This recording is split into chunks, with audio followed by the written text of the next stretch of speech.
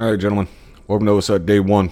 As you well know at this point, my name is First Sergeant Brewer. You can address me as First Sergeant Brewer or simply First Sergeant. Nothing more, nothing less. Now, you will at times hear personnel addressing me as Top. You have not earned that right yet. Once you earn your spade, then you can call me Top. Now, if at any point I ask you guys if you understand, if you tracking me, so on and so forth. If you are, then you will simply respond with yes, First Sergeant, affirm First Sergeant, tracking First Sergeant, something along those lines. If you are not, then speak the fuck up. If you do not understand something when we explain it to you, then you need to tell us, right? We very simply crawl, walk, run here. Okay, so we will explain to you how to do something. We will then demonstrate it. We will then expect you to do it. So if you do not understand how to do something after we have explained it and demonstrated it, and then you need to say something. Alright, does everybody understand that? Yes, First Yes, Sergeant. First Sergeant. Alright. Because if I ask you if you understand and you say yes, and then it comes time where you gotta do it and you fuck it up, then I'm gonna assume either you don't know what it means when I ask you if you understand me, or that you're fucking lying to me. Either one is ungoddamn acceptable. So again, if you don't understand something, speak up. If at any point in time you have a question related to what we are talking about, or even something unrelated from what we are talking about, then you will type AQ in chat just like that. If you have a comment, then you will type a C just like that. That is if it is an individual comment. If I am asking the group as a whole for an answer to a question, i.e. any of you guys know explanation X, then any one of you can answer. You do not need to throw a C in chat. Just fucking pipe up. Alright, does everybody understand? Yes, First Yes, Sergeant. First Sergeant. Yes, First Sergeant. Alright. Now, as I said, we use a crawl, walk, run method here. Throughout OSUT, each day you are going to learn something new, building upon what you have learned the previous days. That being said, for day 1, we are going to teach you 2 of the most vital roles of an infantry soldier. That is to shoot and communicate. Communication is one of our biggest points. We cannot do what we do without the communication. Alright, so the first thing we're going to be doing is taking you guys into the classroom, explaining to you how to set up your radios, how to actually speak on the radios. Again, this is a huge part of what we do. Once we are done in the classroom, we will then head out to the range for some weapons familiarization and actually get you some hands-on with some of the different weapon systems that we have. Does anybody have any questions before we get started?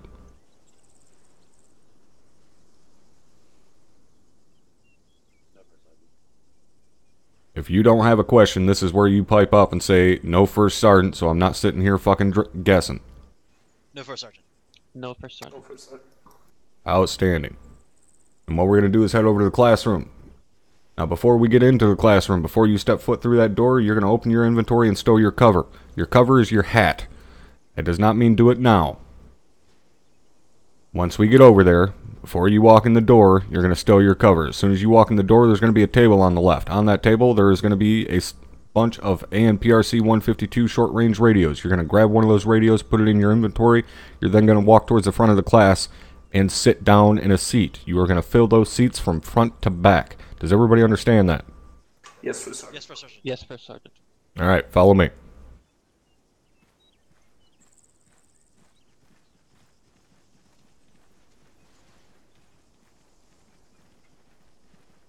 Alright, good afternoon, everybody. Hope all is well with you guys. Oh, Beard, you're good. You can hop in here whenever the hell you need to. You, like, connecting to the server or anything doesn't affect the class or any shit like that, so you're fine to hop in here and run around, make sure all your shit's good. If you need to check loadouts or anything, when you go in the S3 office there, go through the front door, and then there's another door on the left. Go in there and there's a full arsenal in that room.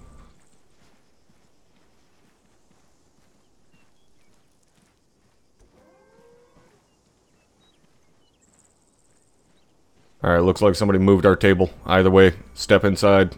Make sure you take your cover off first. Do not sit down yet. Just stand by just inside the door.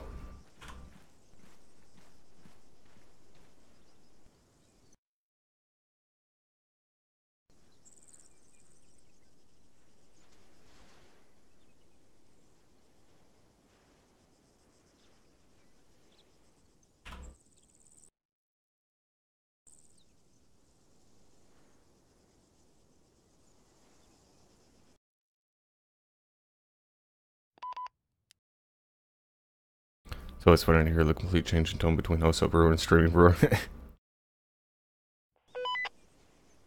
Well, you kind of have to be a different person.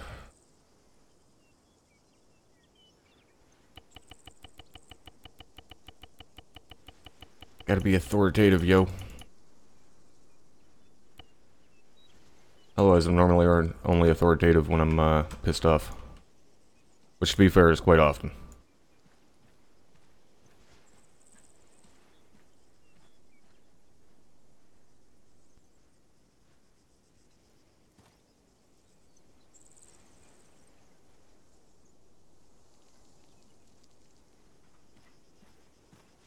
Alright, directly behind you guys is a set of boxes inside of a cargo net. Turn around, get into that box, grab yourself a radio, then get your asses in the seats.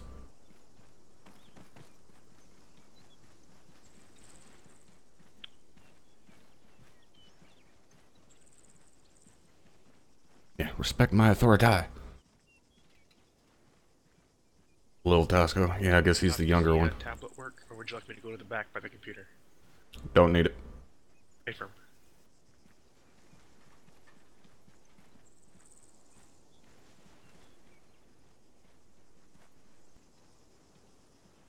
You will use your Ace Interact to sit down in the chair. By default, that is your Windows key.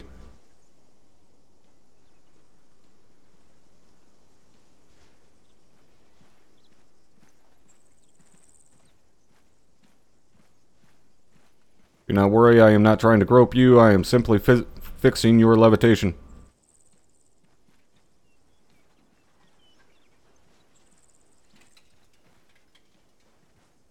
Or attempting to. I'm too big to fit inside of there, First Sergeant. That is the first time you have ever needed to say that.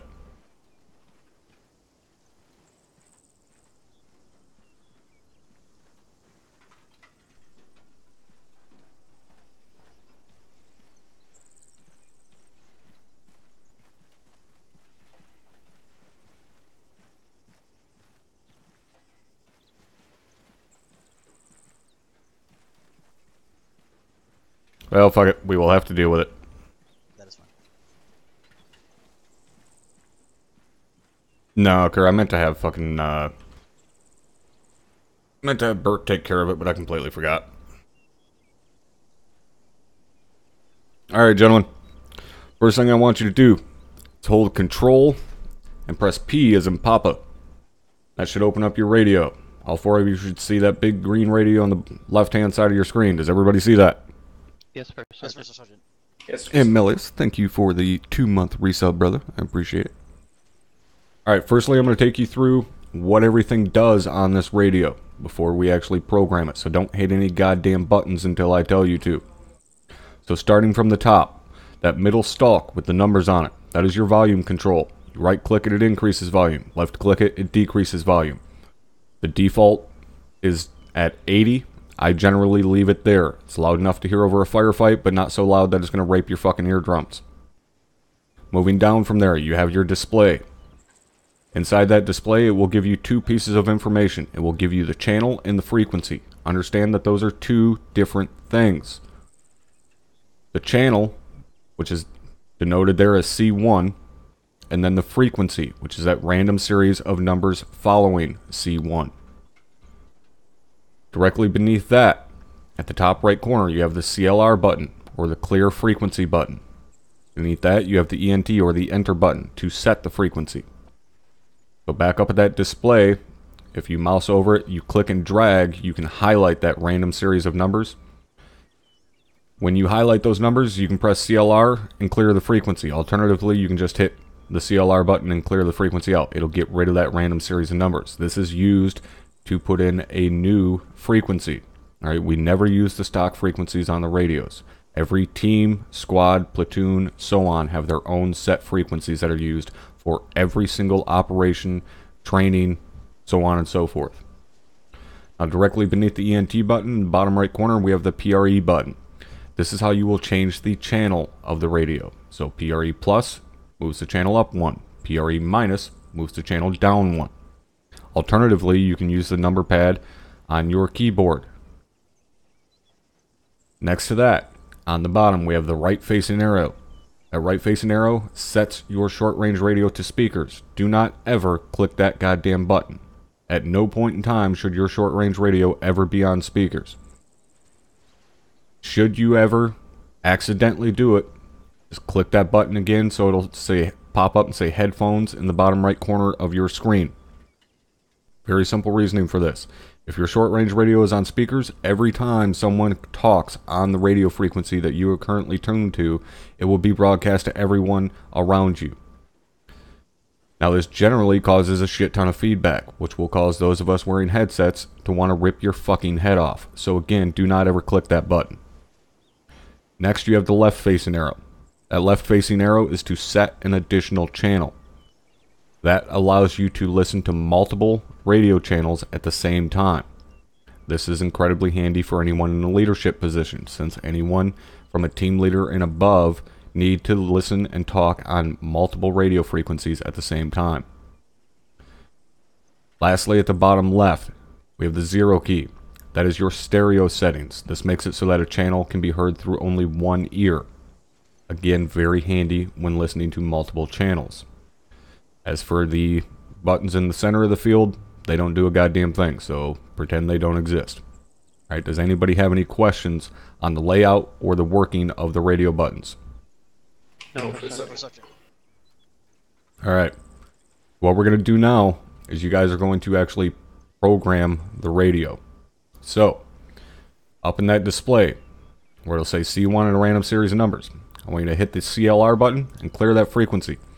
You are then going to type in the numbers 100.1. Once you have 100.1 typed into the display, you are then going to click the ENT button to set the frequency. Once you have set 100.1 as the frequency, you're going to go down on that bottom left button, the stereo settings, and click that once. You should see a little box pop up in the bottom right that says left only.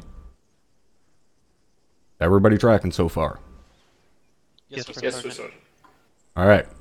And once you have that stereo setting done, you are then going to click the PRE plus or press the number 2 on your number pad and go to channel 2. So it'll say C2 and a random series of numbers. You are then going to clear that frequency and you're going to type in 100. Once you have 100 typed into the display, you are going to hit the ENT button and set frequency. You are then going to go down to that left facing arrow, set additional channel, and click that once. That will change it from C2 or Charlie 2 to A2 or Alpha 2. This lets you know that it is your additional channel. Once it says Alpha 2 100, you will then go to that bottom left button again, the stereo settings, and click that twice. So it should say down in that bottom right corner, left only, and then below that, additional right only. Is everybody seeing that? Yes, sir. Alright. Now the important thing to note when setting up a radio with multiple frequencies. Once you set up your additional channel, you then need to go back to your primary channel. So you have A2 100, you now need to click PRE minus or hit the number 1 on your number pad to go back to channel 1. Otherwise you will not be able to hear it. Channel 2 is your additional channel, so that is the one that you do not have selected, but you can still hear it. Everybody understand that? Yes, sir. Alright. Now, you should be looking at C1 100.1 on your main display. Right now, all of you should hear me talking to you in your left ear, correct? Yes, sir. Yes, First Sergeant. And now all of you should hear me speaking to you in your right ear, correct? Yes, sir. Yes, First Sergeant. Alright, congratulations. You now know how to set up your radios and do multiple channels. Now, you do have the capability of listening to more than 2 channels, however that revolves or requires carrying more than one radio, which is not needed for any of you for quite some time. In fact, at no point in time does an infantry soldier need to carry more than one radio, with very few exceptions. So you guys most likely will never need to carry multiple radios. Now, Next thing we're going to go over is how to actually speak on the radio. And the first part of learning how to speak on the radio is learning the pro words or procedure words and phrases that we use. Procedure words are essentially a way for us to pass along a large amount of information while actually saying very little. All right, so think of it as shorthand. So the first one we're going to go over is break. Break means I hereby indicate stop in this message. Message will continue. All right, so what that means in layman terms is think of it as a period in a sentence. Okay, so if you are sending a radio transmission that is fairly long and winded and you need to stop, take a breath, then when that point comes, you'll say break, stop transmitting, then hit your transmit key again and continue on with your message. Does not mean you are done talking or anything like that. It simply means you need to take a break, get a breath, and then continue on. The next one we're going to be going over is a variation of break, and that is break, break, break. 3 breaks in succession. Okay, 3 breaks in succession are a way for you to break into a radio frequency, or oftentimes referred to as a net. So if you hear one of us say net, we're talking about a radio frequency. So break, break, break, 3 breaks in succession. Well, generally, someone will come across the net and say break, break, break, emergency traffic. What that means is when someone hears break, break, break, if they're currently talking on the radio, it's a sign for them to shut the fuck up. Okay? If no one is talking on the radio, it's a sign for nobody else to start speaking. There's a reason it's generally followed by emergency traffic. It means some bad shit is happening. So say someone has a tank roll up on their fucking position. They're going to come over whatever pertinent radio frequency they need to and say break, break, break, emergency traffic, we have armor on our position, or something along those lines. All right.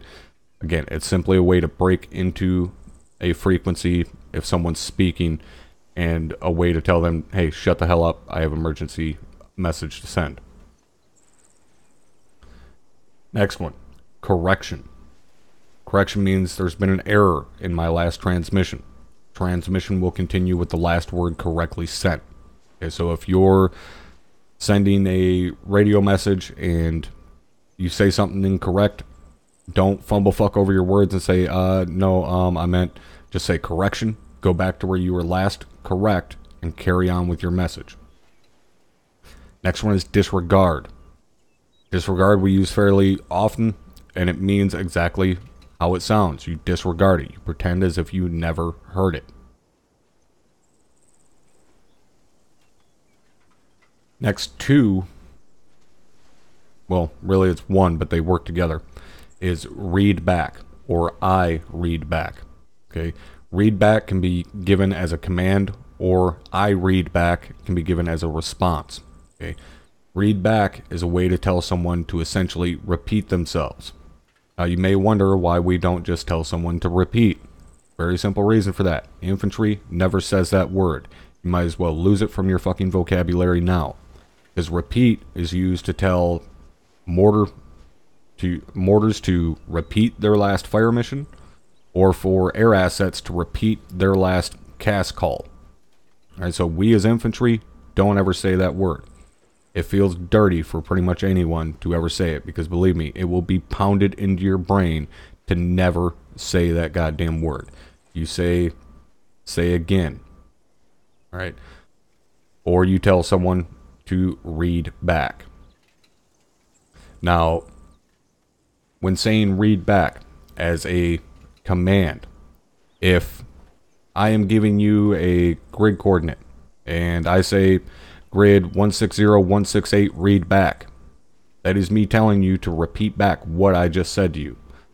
Now, that can be used in the conjunction with a couple of things. So you can say read back all before if you want them to read back the beginning of your message, or read back all after if you want them to read back the end of your message, or you simply say read back and they will read back the entirety of your message.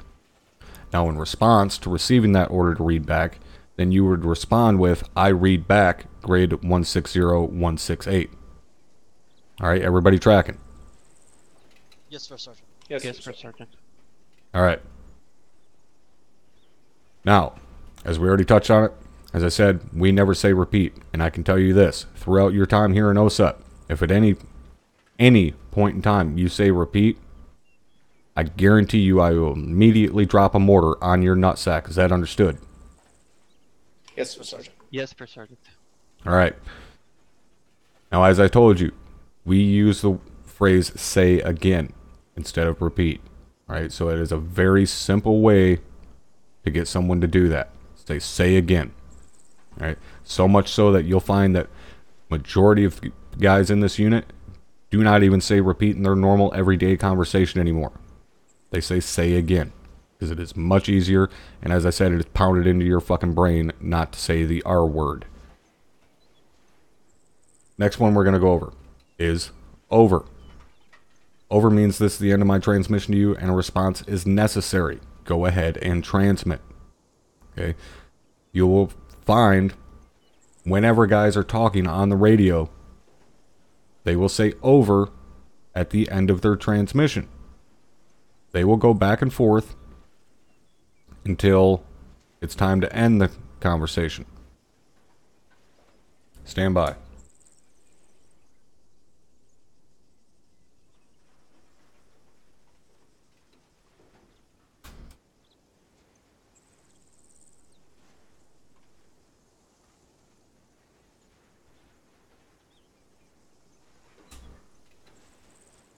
So, as I said, when guys are talking back and forth on the radio, they will end their message or their sentence with over to let the other person know that they need a response.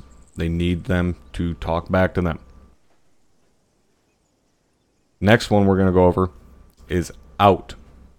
Out means this is the end of my transmission to you and a response is not necessary or expected. Right? So that means I do not need you to talk back to me. Out is a way to finish a transmission. Okay? Understand that they mean two completely different things. Over means I need a response from you. Out means I do not. So do not at any point in time ever say over and out on the radio. No one says that. That is made up Hollywood bullshit. Right? You look like a fucking idiot if you do it. So don't.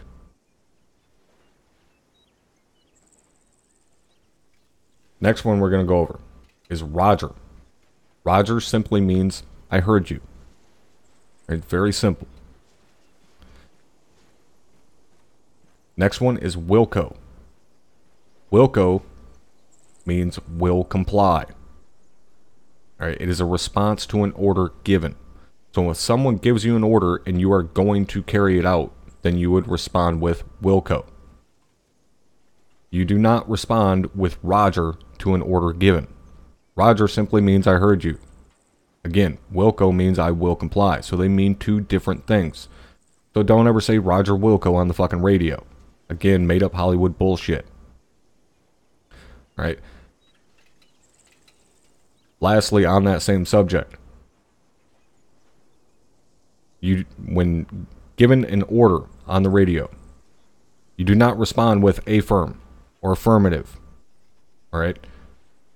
That again, much like Roger, is not much like Roger is not a response to an order given. Affirm or affirmative is a response to an inquiry or a question. As you'll soon find out what we say for that on the radio. But affirm is a response to a fucking question, not an order given. All right. Does everybody understand that? Yes, First Sergeant. Yes, First Sergeant. All right. Now, when it comes to asking a question on the radio, we will use the word interrogative. All right? You may have heard that a few times. Interrogative is simply a way to let the receiving station or the person you're calling on the radio know that you are about to request information from them. All right? Very simple. Say interrogative instead of, hey, I have a question. Because, hey, I have a question takes longer to say than interrogative.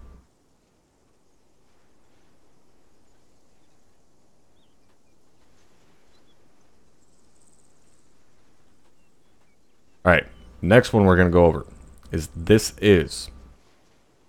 This is means this transmission is from the station whose designation immediately follows. Okay? It's pretty simple.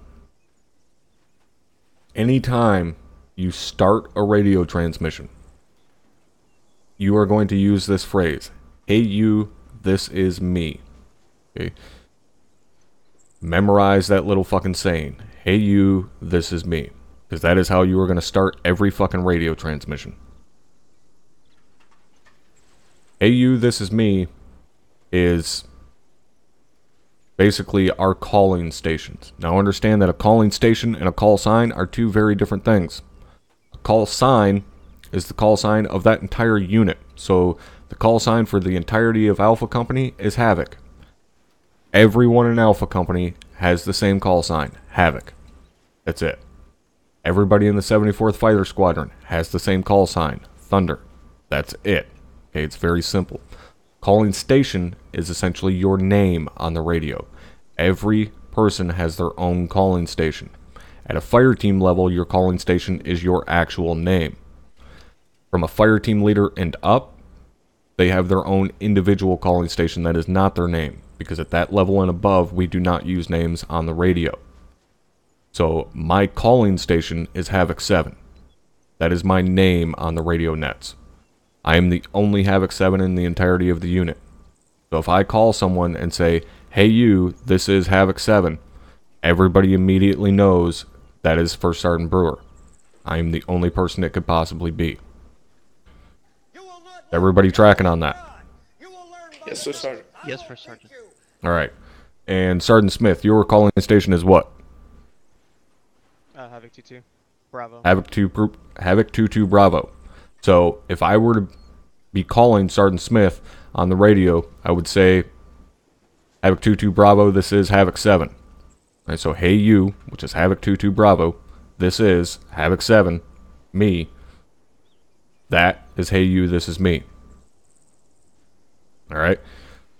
Now, at the end of that transmission, so if I was calling Sergeant Smith and I said, "Havoc 2-2 Bravo, this is Havoc 7. I then stop. Okay? Now I need him to respond. So, which pro word would I use at the end of that phrase if I need a response from him? Anybody? Over, First Sergeant. There you go. Over. So I would say Havoc 2-2 Bravo, this is Havoc 7, over. And then stop. And wait. We work on a call and response system. So I call him. Havoc 2-2 Bravo, this is Havoc 7, over. And then I wait for his response. He would then respond with Havoc 7, this is Havoc 2-2 Bravo, send traffic, over. And then I would send my message. Alright, is everybody tracking on that? Yes, First Yes, Sergeant. sir, Sergeant. Yes, First Sergeant. Alright. Now the next thing we're going to go over is radio checks. Radio checks are incredibly important to what we do. Every single time you load into a server for a training operation, so on, you will do a radio check once you get geared up. It is part of your PCCs, your pre-combat checks, making sure you have communication with the entirety of your team, you got your eye pro, ear pro, all of that good stuff figured out. So when it comes to radio checks, there's a very simple format that we go through for a radio check. It doesn't matter if you're doing a radio check on short-range radio, long-range radio, for our vehicles, so on and so forth. It is all the same. Radio check is going to be laid out like this. This is so-and-so radio check, frequency 123, over. Alright, everybody tracking on that? Tracking First Yes, Sergeant. First Sergeant. Yes, First Sergeant. Alright, so this is so-and-so radio check, frequency 123, over. Now, oftentimes you'll hear, since there isn't a specific calling station to call to all the time when you're doing a radio check, you'll hear guys say, "Any station this net." Okay? That is the way you are going to start a radio check if there is no one, if you don't know if anybody is on that net yet. Okay? If you're team leader or something like that, if you already know they're on the radio, then you can call your team leader specifically. So if I was in Sergeant Smith's team, and I knew he was already on the radio, then I would say, Havoc 22 Bravo, this is First Sergeant Brewer, radio check, frequency 123, over. I'm calling a specific station.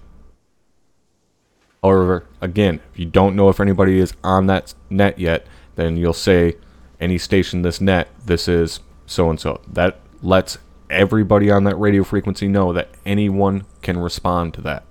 It's not just a specific calling station. So, again, we'll break it down. Any station this net, this is so-and-so, radio check, frequency 123. You always state the frequency in there that you're doing the radio check on, so that those of us monitoring multiple nets know which frequency to respond to that radio check on. Now, notice that you also say over at the end of it, because you need a response. You're doing a radio check, you need a response. You need someone to respond back to you with your strength and readability of your transmission. That is what radio check means. You're asking for the strength and readability of your transmission. So for that reason, don't ever say how copy at the end of your radio check. It's fucking redundant. You've already asked for a response on the strength and readability of your transmission by saying radio check. Alright, so once you go through all of that, alright, any station this net, this is so-and-so, radio check, frequency 123, over, they're then going to respond back to you with your strength and readability. So they are going to respond back with read you Lima Charlie, or which stands for loud and clear, on radio frequency 123, over. Okay, so they're going to read back to you pretty much everything you said in response to your message. And they're also going to include that strength of your transmission. So as I said, they're going to respond back with either Lima Charlie or loud and clear, or they may also use the numerical scale of 1 by 5 to 5 by 5. 5 by 5 meaning loud and clear, 1 by 5 being broken and unreadable. And then they say over at the end of their transmission.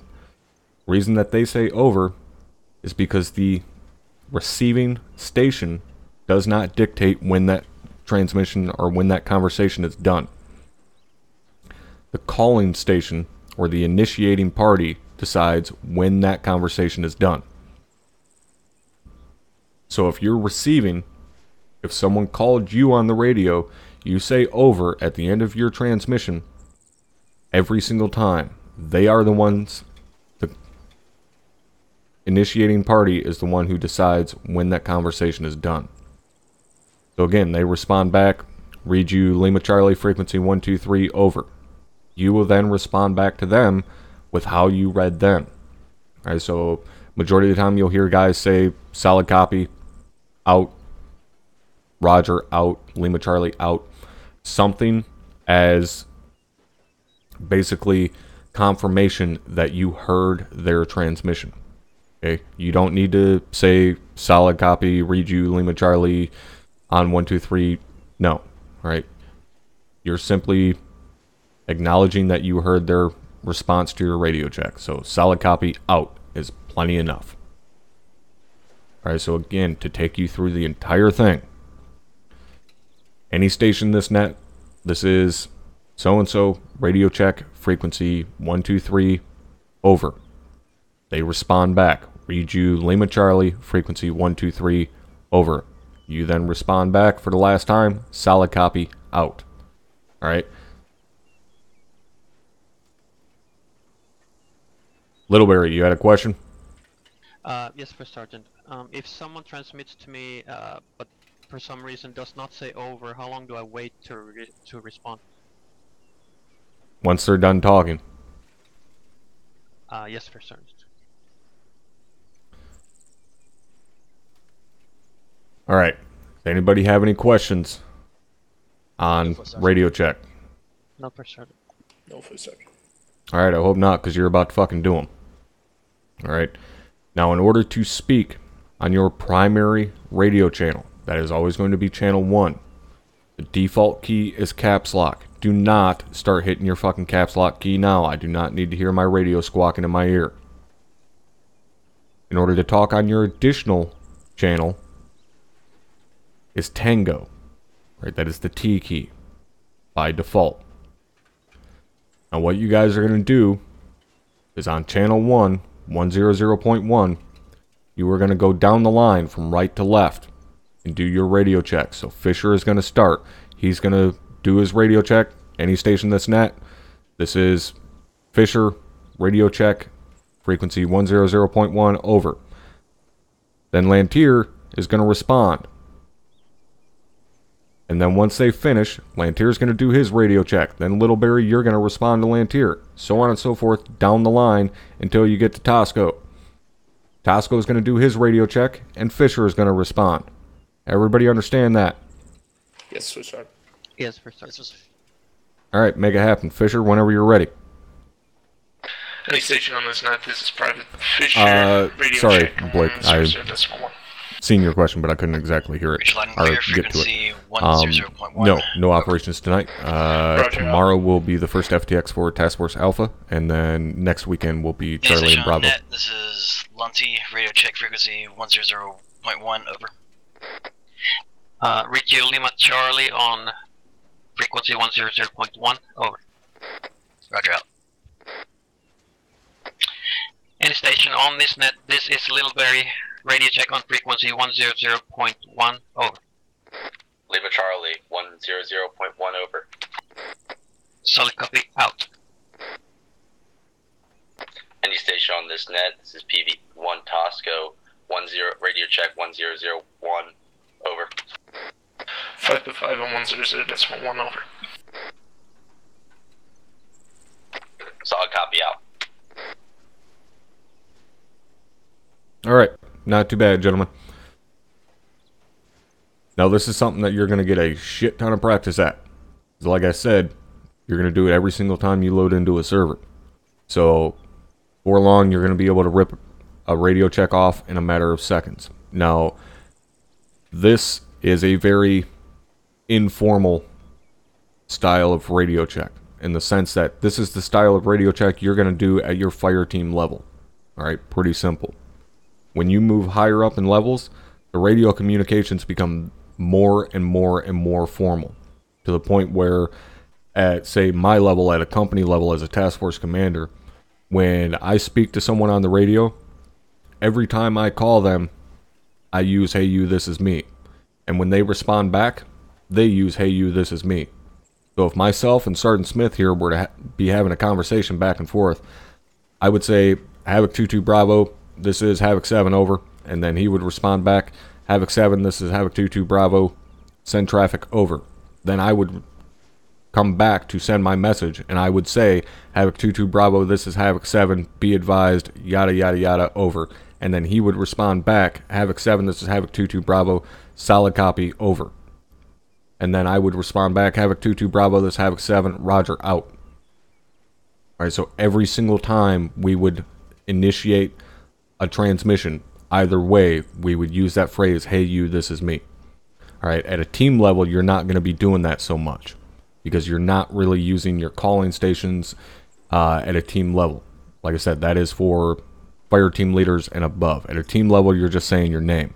So it's going to be, something along the lines of, "Hey fuckface, I'm over here on the right flank, move over here with me." And then fuckface is going to respond, "Roger, on my way." Alright, that's simple. Now that you know how to do a proper radio check, you know the pro words that we use and what we mean. That is the first part of what we are going to be doing today, of teaching you how to shoot and communicate. Okay, so now you know how to communicate. Now we're going to teach you how to shoot. However, in order to know how to shoot, you first need to know the weapon systems that you're working with. Alright? Now before we head out to the range and get you some actual hands-on time, you know the Army loves their lectures, so the first thing we're going to do is go over some more lectures. So, we're going to cover most of the weapon systems that we use here within the unit. Not all, but most. The first one we're going to cover is the M4 carbine. M4 carbine is standard issue for all of us within the unit, with exception to automatic riflemen, machine gunners, and some pilots. Now the M4 is a lightweight gas-operated air-cooled magazine-fed shoulder-fire weapon that can be fired in either the semi-automatic or fully automatic mode. It has a accurate point target range of 500 meters and an area target range of 600 meters. Does anybody have a guess as to the difference between a point target and an area target? Yes, sir, Sergeant. Point target is an individual. Area target is suppression area. Exactly. All right, point target means you can accurately engage that individual target. Area target, you're engaging the area around them or suppressing them. Now, that does not mean that the M4 is not lethal beyond 500 meters. It's lethal well fucking beyond 500 meters. However, it is not as accurate. Next one we're going to cover is the M320 grenade launcher. The M320 is a lightweight 40mm grenade launcher that can be operated in the standalone or underslung variant, which is why you will oftentimes hear it referred to as a UGL, underslung grenade launcher. Now, it is a breech loading 40mm grenade launcher, so it's not like the Russian GP-25 where you just chuck the grenade down the front of the tube. You actually open up the breech of it, put the grenade in from the rear, slap it closed, and you're ready to rock and roll. Now, the M320, as said, is a 40mm grenade launcher that can fire at a maximum accurate range of 350 meters. That is as far as it ranges to, is 350 meters. Now, that does not mean you can't hit targets beyond 350 meters. I've engaged targets at 500 meters with a 40 mic. But you have to throw a little bit of what's called Kentucky windage on it, or a little bit of guesstimation, in order to get rounds out that far, so on and so forth. So again, you can accurately engage targets at 350 meters and closer with 40mm. Now, we also use the 320's older brother, the 203. However, the 203 only ranges to 250 meters. And in actuality, it's a very different weapon system, but they work the exact same in ARMA, so we use both of them. The only difference between them being that the 203 only ranges to 250 meters, the 320 ranges to 350 meters. However, throughout your time in OSUT here, you will only be using the 320. Now, the 320 is only used for us in the UGL variant, and is carried by grenadiers, some squad leaders, platoon HQ, and above. Next weapon system we're going to cover is the M249 Squad Automatic Weapon, or SAW. SAW is standard issue for automatic riflemen, or AR, or oftentimes you'll hear them referred to as SAW gunners. M249 is a gas-operated, air-cooled, belt or magazine-fed automatic weapon that fires from the open bolt position. Has a maximum rate of fire of 850 rounds per minute and a maximum area target range of 1,200 meters. Notice I only said area target range. The 249 is a suppression weapon. Now, that does not mean that you can't engage an individual with the SAW. It simply means, as a suppression weapon, you fire the SAW in burst, generally in a 3 to 5 round burst. And we'll go over those rates of fire more later on once we're out at the range. But you're generally going to fire it in a 3 to 5 round burst, even at an individual target. However, when engaging an individual target, because you're firing in burst, when you aim at the target, you're going to aim at their knees. Fire your 3 to 5 round burst, and then let off the trigger. Alright, anybody have a guess as to why you aim at their kneecaps? No? Nobody has a guess? Because of bullet drops per session. No, quite the opposite. You aim at their kneecaps because of recoil. Weapon rise. When you burst from the SAW, it's going to naturally try and lift up. So in a 3 to 5 round burst, if you aim at their kneecaps, by the time you finish, it's at their collarbone. So you rake that burst across their body. Pretty simple. Next weapon system we're going to cover is the M240 Bravo medium machine gun. Now, the M240 Bravo is standard issue to 11 Bravo machine gunners. Do not confuse 11 Bravo machine gunners with automatic riflemen. 11 Bravo machine gunners carry the 240 Bravo. Automatic riflemen carry the 249 SAW. So, 240 Bravo, belt-fed, air-cooled, gas-operated, fully automatic machine gun that fires from the open bolt position. However, unlike the SAW, the 240 is chambered in the 7.62mm NATO round instead of the 5.56 NATO round.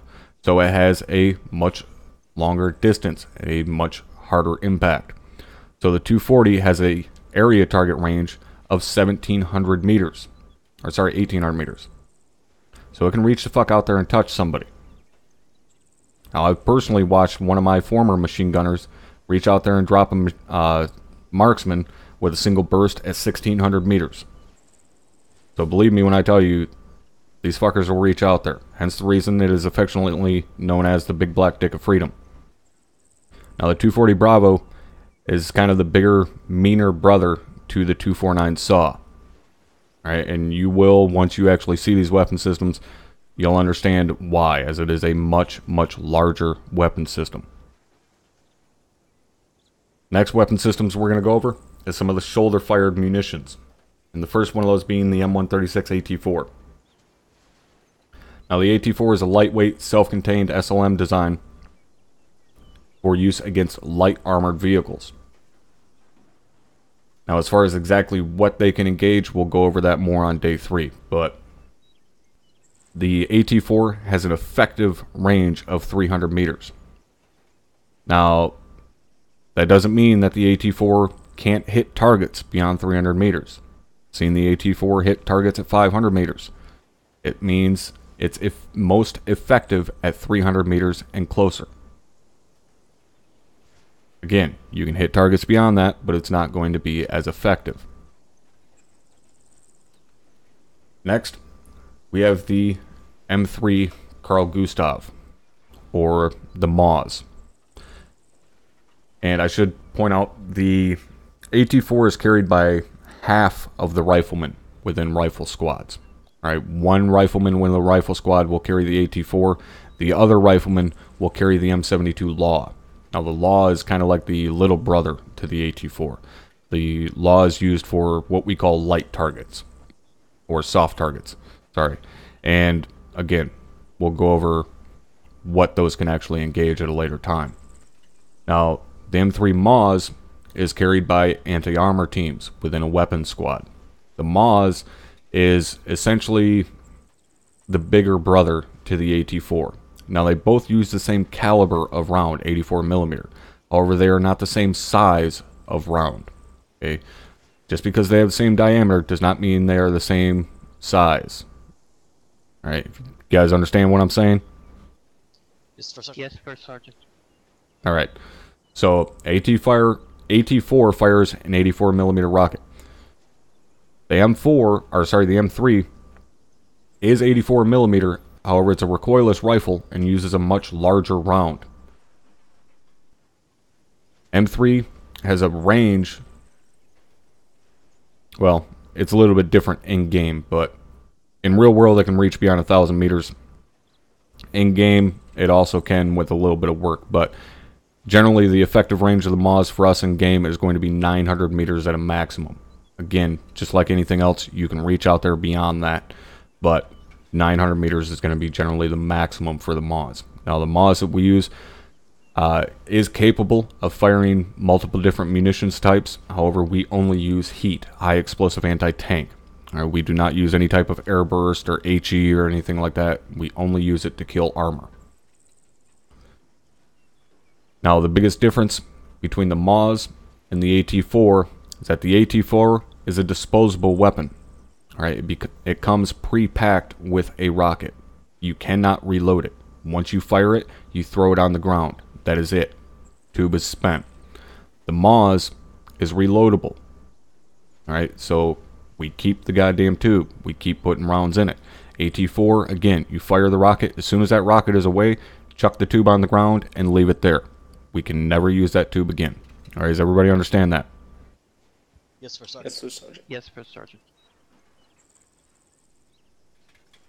Alright, next one we're going to cover is the FGM-148 Javelin missile system, or simply the JAV. Now, JAV also carried by anti-armor teams within a weapons squad. JAV actually consists of a couple of different parts that make up the Javelin missile system. There's the tube itself, there's the missile, and then there's the clue. Now, the clue, or the command launch unit, in reality is carried separate from the tube and the missile, and is often used for target acquisition, stuff like that. Unfortunately, in Arma, we can't really do that. When you see a JAV on someone's back, all you see is the tube, and then when they actually put it on their shoulder, the clue magically appears on the side of it. In reality, we would be able to pull that clue out and, as I said, use it for target acquisition and stuff like that. However, we can't do that. So sometimes even when there's armor, not even armor in the area, you'll see jav gunners with a jav on their shoulder. It's because they're using the thermal capability of the clue to acquire targets and so on. Now, the Javelin missile system is a lock-on system that can lock onto a piece of armor and kill it from 2 kilometers away and closer. The Javelin is very distinctive in the fact that once it locks on and the missile is fired, the initial motor will carry the missile a few feet out from the tube, and then you'll see the primary engine fire, and you'll see the missile take off almost straight up into the air. The reason it does that is because the Javelin is generally used in a fire mode known as top-down. What it does is it fires that missile way up above the target so it comes down directly on top of it, because on armor, the top plate is inherently the weakest. Almost every single vehicle, the top plate is the weakest point. So that's where the Javelin hits them. Now, the Javelin, for us, is able to kill any piece of armor with a single hit. It is hands down the most powerful piece of AT that infantry carries. However, it is very big, and the rounds for it are massive, so we cannot carry very many of them at all. In fact, we can carry about half as many Javelin missiles as we can Maw's rockets.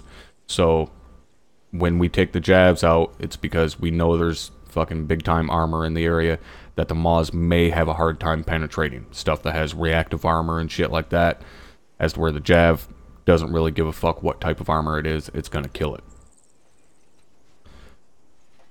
Alright, any questions on any of these shoulder fired munitions? No, sir. No, for Sergeant. No, for certain. Alright, next one we're gonna go over is hand thrown munitions. And the first one we're gonna go over is the M67 fragmentation grenade. The M67 consists of a pre-fragmented steel body filled with 6.5 ounces of explosives, has a 3.2 to 4.2 second fuse on it. Now, the way a grenade works, granted this is somewhat relatable to in-game, considering that we now use the advanced throw technique, we can now cook a grenade. Now, you've probably seen in other games to be able to cook a grenade. Well, the majority of games don't explain to you how a grenade actually works, so I'm going to do that. What it means to cook a grenade: if you picture a grenade in your head, you have the round body, you then have that little arm coming down off the top. That arm is called a spoon. And then you have the pin that goes into the top. That pin keeps the spoon held up against the body of the grenade. When you cook a grenade, it means you pull the pin and you release the spoon. When you release that spoon, that's what starts the fuse burning. So on a typical M67, when you release that spoon, that means you got 3 to 4 seconds to get that thing out of your hand, or you're going to be half the man you used to be. So, cooking a grenade, not a very good idea. I don't care how fucking cool people think it is. It's not smart. And I can tell you it's one of the most fucking terrifying things you can possibly do in real life, is to hold on to a live frag grenade while that fuse is burning. Because when they teach you to throw a frag, and you pull that pin and let the spoon go, they tell you to count to 3 and throw that motherfucker. I can tell you, you go 1, 2, and then throw. Alright, so again, when you're cooking a grenade, do a fast count. Now, the M67 has a kill radius of 15 meters and a fragmentation dispersal radius of up to 230 meters. Alright, so make goddamn sure you are well behind solid cover when you throw one of these. And this is something we're going to go over later on at the range as well. Next we have our M84 flashbang, or the stun grenade as it's labeled in the arsenal. Now the M84 is a diversionary device used for building and room clearing operations. Now it has a 1 to 2 second fuse on it. Upon detonation, it'll emit a blinding flash and a deafening bang, hence flashbang. So you have a shorter fuse on one of these, so you can't really cook a flashbang. Well, you can if you want to become the next fucking Stevie Wonder, but it's not advised. Now, flashbangs, unfortunately, do not always work in Arma. The way they work is that if the AI does not have that grenade in their cone of vision, it will not affect them. Okay, so if for some reason you throw a flashbang into the center of the room and the fucking retarded AI is looking into the opposite corner, it will have no effect on them. So when you breach into that room, he will spin around and start firing on you. That being said, when it does work, it can leave them incapacitated for up to 10 seconds. When you throw that flashbang in, it detonates and you breach, he's going to be sitting there all fumble-fucked in the center of the room not knowing what just happened while you shoot him in the fucking face. So don't be afraid to use flashbangs when you're clearing rooms. Alright, we carry them for a reason. However, just keep in mind, sometimes they may not work. The next thing we're going to cover is our M18 smoke grenades. Our M18s are colored smoke grenades. The M83s are just pure white. M18s are colored. We generally use M18s for everything. Now, smoke can be used for two uses: concealment or signaling. Concealment smoke is going to be either white or yellow. So it's going to be either an M83 white smoke grenade or an M18 color smoke grenade. Now, the smoke grenades work like any other type of grenade. You pull the pin, release the spoon. However, instead of it detonating, it starts emitting a large plume of smoke. Now again, like I said, white and yellow is used for concealment, right, to conceal your position. The other ones are used for signaling, right? Different colors mean different things. So green smoke means friendly position. Red smoke means enemy position. Do not ever throw a red smoke on a friendly position. If you do, by accident, make goddamn sure you immediately radio it up your chain of command, especially so we can get it up to air assets. When air assets see red smoke, that's when they go into fucking oh shit mode, because if we're close enough to throw red smoke on the enemy, they know shit is bad and they need to get to work. So again, do not ever throw red smoke on a friendly position. If you do, radio it up as quick as you possibly can. Next, we have blue smoke. Blue smoke indicates a broken chain of command. Essentially, if you see blue smoke, it means some bad shit is going down over there. Stay the fuck out of the way unless you're told to go help. That directly correlates with purple smoke. Now, purple smoke is only carried by medics or 68 whiskeys. It is used to mark an MCI, a mass casualty incident, or simply a mass cas.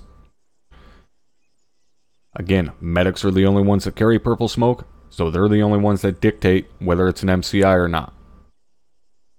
Much like blue smoke, if you see purple smoke, just stay the fuck out of the area unless you're told to go there and set up security. Next, we have orange smoke. Now, orange smoke is carried by team leaders to mark the position of demolitions. Alright, so every team leader carries an M112 demolition block. Alright, it's a small block of C4 that we use for detonating weapons caches, ordnance, or dynamic entry. Meaning we need to take down a wall, we'll use the M112s. That being said, when an M112 is placed, a team leader will also place an orange smoke directly on top of it once the trigger is set, so that everybody in that area knows there are demolitions placed there. So if you see orange smoke, stay the fuck away from it. That entire area is about to go boom. Alright, anybody have any questions on the different smoke colors? No, for Sergeant. No, for sure. Alright, any questions on anything that we have gone over so far? No, for sure. No, for Sergeant. No, First Sergeant.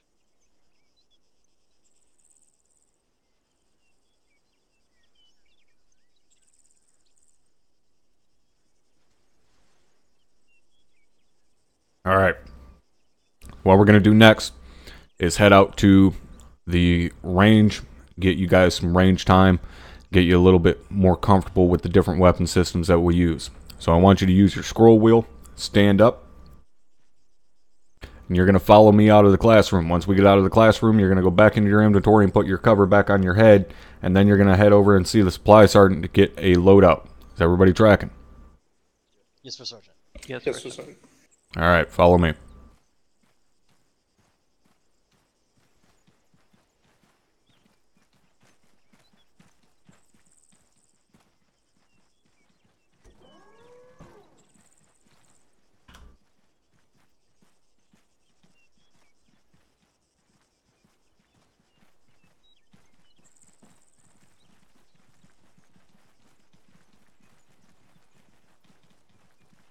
Make sure you cook it, you put it up to yours. How much time you have left, yeah. Kyle, you know all the good tricks.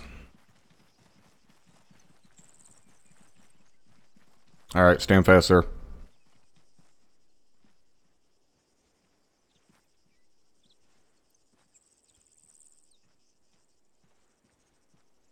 Alright, Sergeant Smith is going to escort you guys in here to see the supply sergeant and get your guys' loadout. Sergeant Smith is going to make sure each one of you are equipped with a rifleman loadout.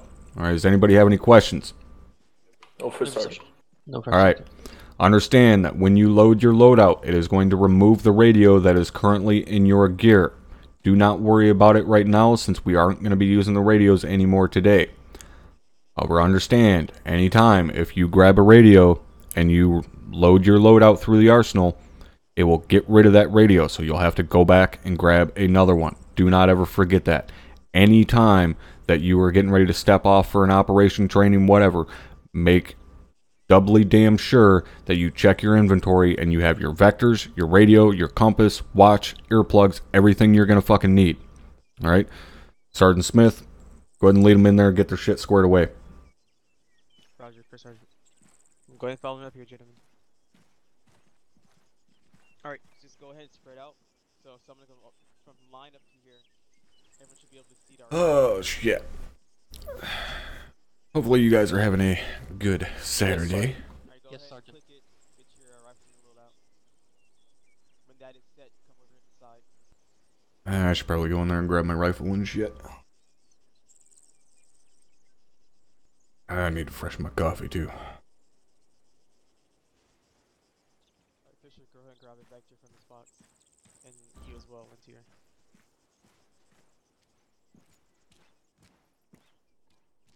Wish you didn't work on weekends. So like custom, once you get your loadout, you're gonna go turn around and find a box. Oh, do you not, Vectors and- Kyle? Do you never get to fucking catch the streams because you're working, or everyone do you has do to like turn fucking around. cope and everybody else and watch it while you're at work? Sergeant, I'm having trouble Yes, Sergeant. getting my loadout. It's grayed out, I can't load it. Does this, when you click on it, does this not say load? Negative, the load button is grayed out. Try double clicking. Playing Wolfenstein, watching OSUT. Nice. I seen you were playing Wolfenstein last night when me and Lot got done playing 7 days.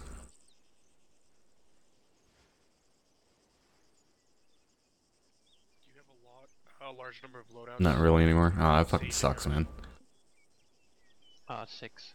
Waiting to see if Ohio or Wisconsin are gonna win. If you have too Couldn't many tell you. loadouts saved, then it won't let you load them. But You must 6 have is- used the wrong arsenal to get your loadout set, I'm pretty sure. Alright, excuse me, Sergeant Schoolov. Alright, come through here. See if you get loaded out from over there. Oh, right on, 88. Hopefully it continues to be a good weekend for you. No, over here. Over here. Back inside. Who gave you your loadout? Can't stream it for some reason?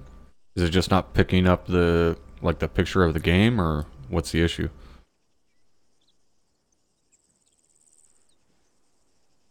Yes, that Alright, then that. there- Oh, you're at work right now, right on. Yeah. That's the reason why you Did have to did you spot. like Alright, the go all end of the outside, deployment? quick and go to Barry, go ahead and get yourself a radio from there. I mean, vector. Fisher, Lentier, and Tosco Band, follow me. where's the winter? The brown beige box. Black screen. Sergeant Schoolov? Cope, link up with me at some point this weekend, and we'll see if we can get it figured out. Just go ahead and nail in the file. It was dope. For the Barry. Oh, Melius, you silly kids. Doesn't matter information, just go ahead and nail for a quick second.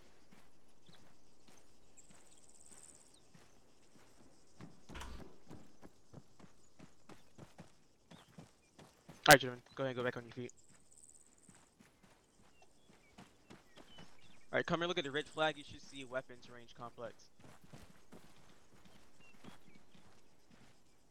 Yes, Sergeant. Go ahead and select it. Meet you over there. Do not move once you get there. Alright, sounds good. Go.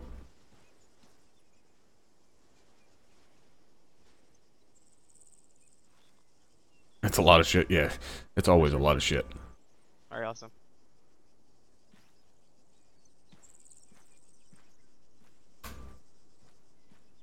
So, grenade pit.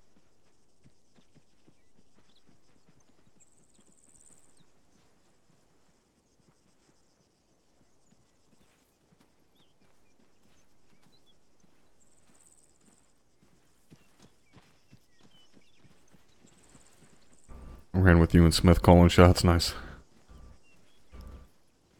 Yeah, it was a busy mission.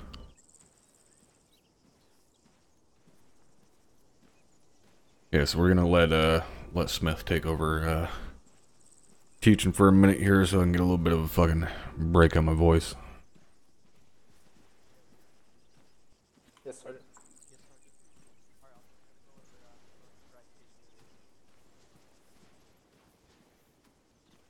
Hoping to see Soto have fucking make, yeah. I think everybody was hoping for that. So you got 3 calling procedures: frag out, frag, and bad frag. So whenever you're prepping your fragmentation grenade, when you're throwing this frag, you're gonna say frag out. That's to let everyone around you know that a friendly's frag is being thrown. Roger. That lets everyone around you know that the friendly frag is being thrown to a certain area. That gives them the purpose and the reason to actually run and seek cover. Oh, you got a second monitor? Nice. Down, make sure their feet facing towards the fragmentation grenade and their head facing away. How the hell were you surviving with only one? So what do you say when you're throwing a fragmentation grenade? Yeah, you would have been able to use guns. Awesome. Now, if you're not throwing the frag, it's also your job. Oh, god damn it, I forgot about those rocks over there on the right that are floating. Meant to fix those and forgot about it. Third time and a fourth time. So echo out the order. When you hear someone say frag out, you're going to say frag out as well. There's like a large echo at the end of the time. Now, if an enemy has thrown a fragmentation grenade, you're going to yell out frag. And yell it multiple times so everyone else can hear it. Now, everyone else's job, same thing. Make sure you echo out that order. So if you heard someone else Can't afford that shit. Hell, you can get monitors super cheap now. I mean, you don't have to have fucking monster fuckers. I mean, I remember for the longest time, my second monitor was only like a 13-inch or some shit like that. Like, having 324s is a long fucking ways from where I started. Are you guys gonna echo it out? Yes, Sergeant. Yes, Sergeant. Alright, awesome. Now I went through that. Let's go ahead and put in our earplugs. So you go ahead and hold your control. Allows you to control the driver and gunner when you control RCM. Well, hopefully it's fixed the bug where if the driver or if the gunner dies and you try to put the fucking driver up there, it throws you out of the vehicle. That's annoying as fuck. Alright, awesome. You can cycle through your. Oh, nice, picked it up on fucking cheap. So we're gonna go ahead and press our 6 key. That's right above our Yankee key. And you should be able. I mean, you could control them individually before. You just had to click on the diamond and highlight all the occupants and select the gunner or the driver and remote control it. For now, go ahead and demonstrate. So once you cycle through your fragmentation grenades, you're gonna press 6. Then you're gonna go ahead and figure out what is your hotkey to throw it. Does everyone know their hotkey? Yes, Sergeant. Yes, Alright, Sergeant. so you're gonna yell out frag out before you even throw it. Gives you everyone else enough time to actually run before the grenade actually cooks off. So I'm gonna yell out frag out. And what you guys are gonna do, you're gonna kneel down or crouch. I'm sorry, prone or crouch, so the fragmentation grenade does not explode on you. Now, if there were no cover here, what you would do is that you're gonna actually go prone with your feet facing towards the frag and your head facing away. Stand by, Sergeant. Yes, sir, Sergeant. Littleberry, I want you to hit the November key on your keyboard. Yes, First Sergeant. How many targets are downrange? I can't see, First Sergeant. It activates my night vision. Yes, it does. You do not need your night vision at 0930 in the morning. Go ahead and take them off and stow them in your backpack. Yes, First Sergeant. Carry on, Sergeant. Thank you, First Sergeant. So what do you do if there's no cover in front of you and the fragmentation grenade's been thrown? You go prone and face away. Yep, your feet should be facing. Nice, not having to order the AI to drive. Nice. I haven't, was that with the fucking, Kyle, was that with the update that came out fucking yesterday or day before or whatever? Alright. The changes to the AI shit. Frag out. Frag out. Frag out. Frag out.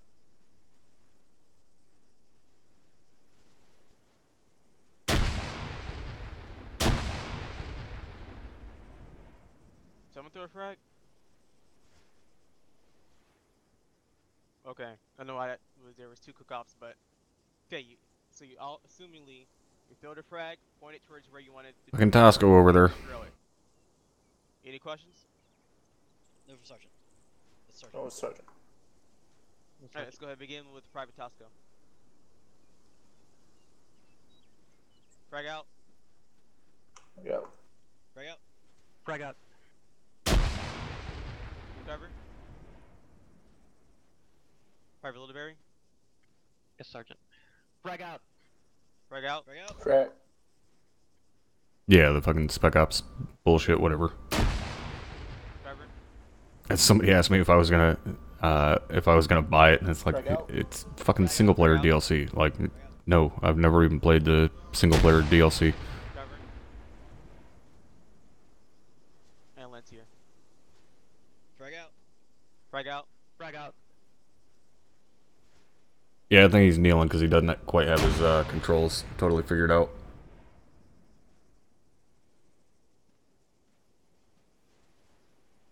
Whoever smoke grenades, First Sergeant. Alright, one thing to keep in mind. You guys are throwing a frag. You say frag out, and then you throw the fucking grenade. You don't say frag out while you're already fucking midway through your pitch of the goddamn ball, if you will. Alright, so you say frag out, and then you throw it to give guys time to get behind cover. It's not about you, dumbass. You're the one throwing the grenade. You know where it's going. It's about the guys around you so that they can get behind cover. So you say frag out, wait a fucking hot second, and then throw the damn thing. Alright, does everybody understand that? Yes, for Yes, Sergeant. First Sergeant. Yes, Sergeant. Alright. Sergeant Kulov, you had a comment? Yes, First Sergeant, thank you. If you're shouting frag out, make sure you're on yelling. I don't want to hear whisper. Someone saying whispering frag out. Make sure you're on yelling before you're saying frag out and then throwing the grenade. Yeah, doesn't do much good to warn the guys around you if you're fucking speaking like a goddamn church mouse. Use your big boy voice. Alright, Sergeant Smith. Go ahead and carry on. Take him over smoke grenades. Roger. Okay. Let's go ahead and make sure you press 7 so we don't ND. So that should cycle through your non-lethal. Let me know once everyone's done that. Done, Sergeant.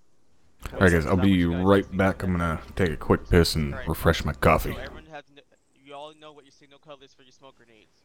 So what is it for concealment? White and yellow. Awesome. Alright, so our job here is to conceal that bunker right here. And we gotta use yellow smoke to conceal it. So, first things first, what we're gonna do is we're gonna make sure we press 7 to cycle through our non-lethal grenades and figure out, make sure that yellow smoke is selected. Once you've done that, we're gonna go ahead and press Shift Kilo on your keyboard.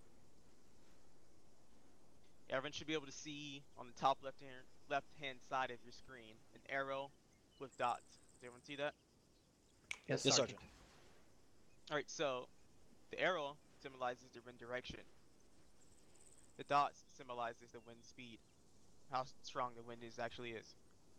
So right now, we now know that the wind is actually going to the southwest. Based off, all we gotta do is pull out our compass. The wind is going southwest, so now we know this for forever now. So we don't have to actually pull out our the wind speed any more times. But I advise you guys checking it once so often if whether the wind has taken off or has died down a little bit. So now we know the wind is going towards the southwest. We need to conceal the bunker in front of us, and it's going about 3 knots, so we know it's going about quick fast. So we don't actually have to throw our grenade, our smoke grenade, behind the bunker or on the bunker. So all you're doing is concealing half of the bunker. So, where do you think I should throw the grenade at if it's going to the southwestern side? To the right. On the northeastern side of the bunker or on the southwestern side of the bunker? Northeast, Sergeant. Northeast. Awesome. Because then the wind would pick it up and it'll move it towards the southwest. That is efficient screening. That allows the whole team to actually push up on the bunker without that MG gun emplacement right there to actually see your team pushing up. So, once again, you're going to press 7, cycle through your non-lethal grenades. You're on yellow smoke, you're going to press shift kilo to figure out what is your wind speed and wind direction. Then you're going to go ahead and prep your smoke and throw it. So you're going to say smoke out, and you don't have to echo that out. You're going to try to figure out where you're going to throw it at. Smoke out, throw it. Good, that went behind the bunker. And you gotta be careful when you're throwing your smokes. It's actually going to bounce, like that one did right there. Did you ever get the gist of it? Yes, sir. Yes, Sergeant. Alright, Yes, sir. now screening with smokes is going to take a while for you to actually be efficient with it, especially when you're trying to screen a bunker like that. You gotta make sure you don't actually throw it too far out, because it may bounce like that one just did behind the bunker. Alright, does someone want to practice with it? Yes, Sergeant. Yes, Sergeant. Yes, Sergeant. Yes, sir. Alright, so smoke does take a while to actually come out, so we're going to actually start with you, Tosco. Go ahead. Smoke out.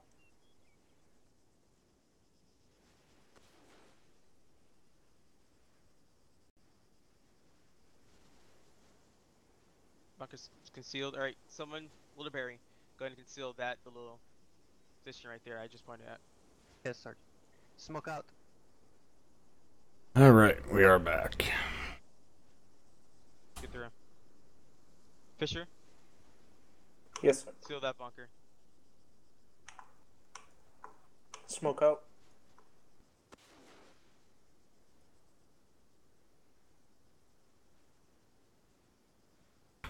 Smoke is working properly again. Alright, everyone got it? Yes, Sergeant. Fucking yay! Our smoke is fixed. Alright, quick key notes. Now, we just thrown 3 smokes, correct? Well, 4 actually. Yes, sir. Now, you see how much... Thank all the Christ. smokes can do? Yes, sir. Now, you understand how much one smoke can do. Yeah, don't jinx it yet. No shit. So, I shouldn't have said anything. 4 smokes can Damn it. fill an area. If I would have thrown 1 smoke and thrown it right here... I think there's only grenades in this box. Here, based off the wind Yeah. speed and the wind direction. I will PT you all until you So, fucking you need die! 4 people Momo, one thank smoke you for the follow. to actually conceal the bunker. You only need 1 guy to throw it. So if you're fire team leader, go ahead and designate who's going to throw that yellow smoke and where they're going to throw it at. You'll need to Alright, wait we'll for hotfix and one break all our MRAPs. You shut your whore mouth, Melius. Any questions and comments from anybody? No, Sergeant. Yes, Sergeant. No, Sergeant. Alright, awesome. First Sergeant. Go ahead, Sergeant Guloff. Thank you, First Sergeant. Cool question, right off what Sergeant Smith was talking about. How many smokes do you think is needed to cover this entire grenade range right here? How many smokes 2. would you say? 1 smoke, Sergeant. Did 1 smoke? Yes, Sergeant. Affirm. All you need is 1 smoke with the wind speed placed over on the right at this bunker, and you can successfully smoke out. You can successfully conceal both bunkers.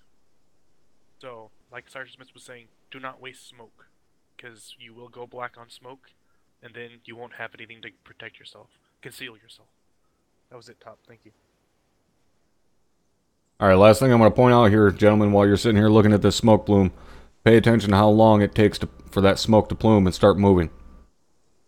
Alright, when you throw smoke to conceal movement, don't throw it and immediately start fucking running. It kind of defeats the goddamn purpose. That is pretty much the definition of putting the cart in front of the fucking horse. So throw your smoke, wait for it to plume, and then start moving. Alright, everybody tracking? Yes, First Sergeant. Yes, First Sergeant. Alright. Next, we're going to head over to the AT range. Get you guys familiar with that AT-4 that's currently strapped to your back, so follow me.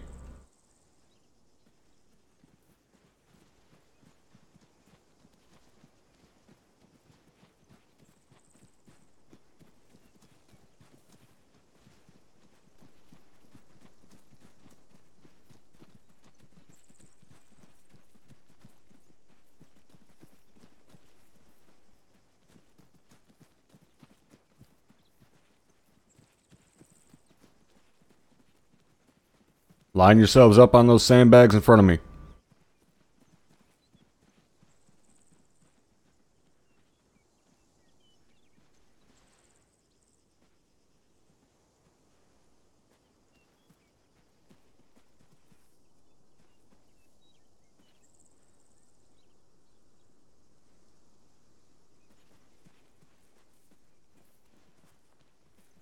Alright. When using an AT-4, there's a set of steps that you are going to go through before actually firing it. So what will happen is generally you'll get a report of armor in the area. Now if you're a rifleman carrying an AT stick, that is your signal to get your AT ready if it's close to you, or somewhere that you can move to quickly. Now if you are not the rifleman, if you are the rifleman's battle buddy, generally going to be the grenadier, your job is to pull out your vectors and get ready to feed that rifleman pertinent information. Now to pull out those vectors, you're going to hit B as in Bravo. So everybody hit Bravo and pull out your vectors.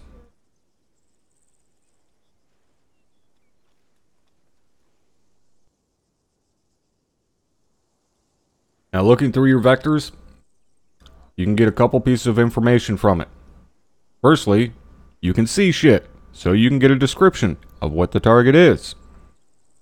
Secondly, you can get a range by holding R as in Romeo until a little red circle pops up. Once that red circle pops up, release Romeo, and a number will pop up. That number is the range from your current position.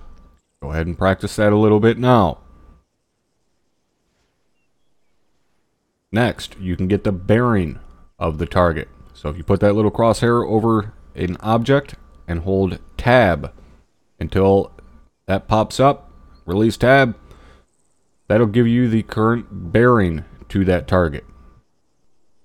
Okay, so with this one tool, you can provide 3 key pieces of information. Those 3 key pieces of information are distance, direction, and description, also referred to as the 3 Ds. You give anyone those 3 Ds, they can find the target and kill it. So with those vectors, again, you can get the description of the target, you get the distance via Romeo, and the direction via tab by bearing. Now when given the 3 Ds, you can guesstimate if you're unable to get an accurate reading on any one of those 3. So as far as distance, you can make your best guess. However, if you're capable, it's always better to get an exact number, especially when you're firing AT, because you only got one shot. So you're going to want to use your vectors to get an exact range. Same goes for bearing. If for some reason you can't get an exact bearing, a cardinal direction will work. However, it is always better when firing AT to have an exact bearing from your current position. Alright, so is everybody able to pull up the distance and the bearing inside their vectors? Yes, First Sergeant. Yes, First Sergeant. Alright. Yes, First Sergeant. Now that is the first part of being able to fire an AT-4, is your spotter needs to be able to feed you those 3 pieces of information. Now as the gunner with the AT stick, then your job to get eyes on the target using those 3 pieces of information. Sergeant Kulov, you have a comment? Yes, Tom, thank you.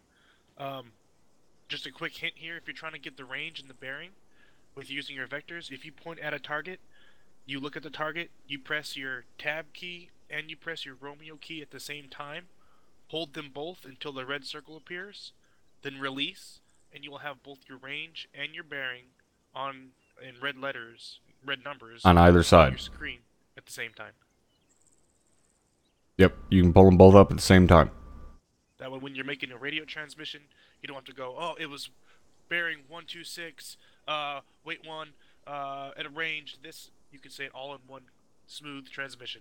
Bearing 126, range 500 meters. That was it, Top. Thank you. Alright.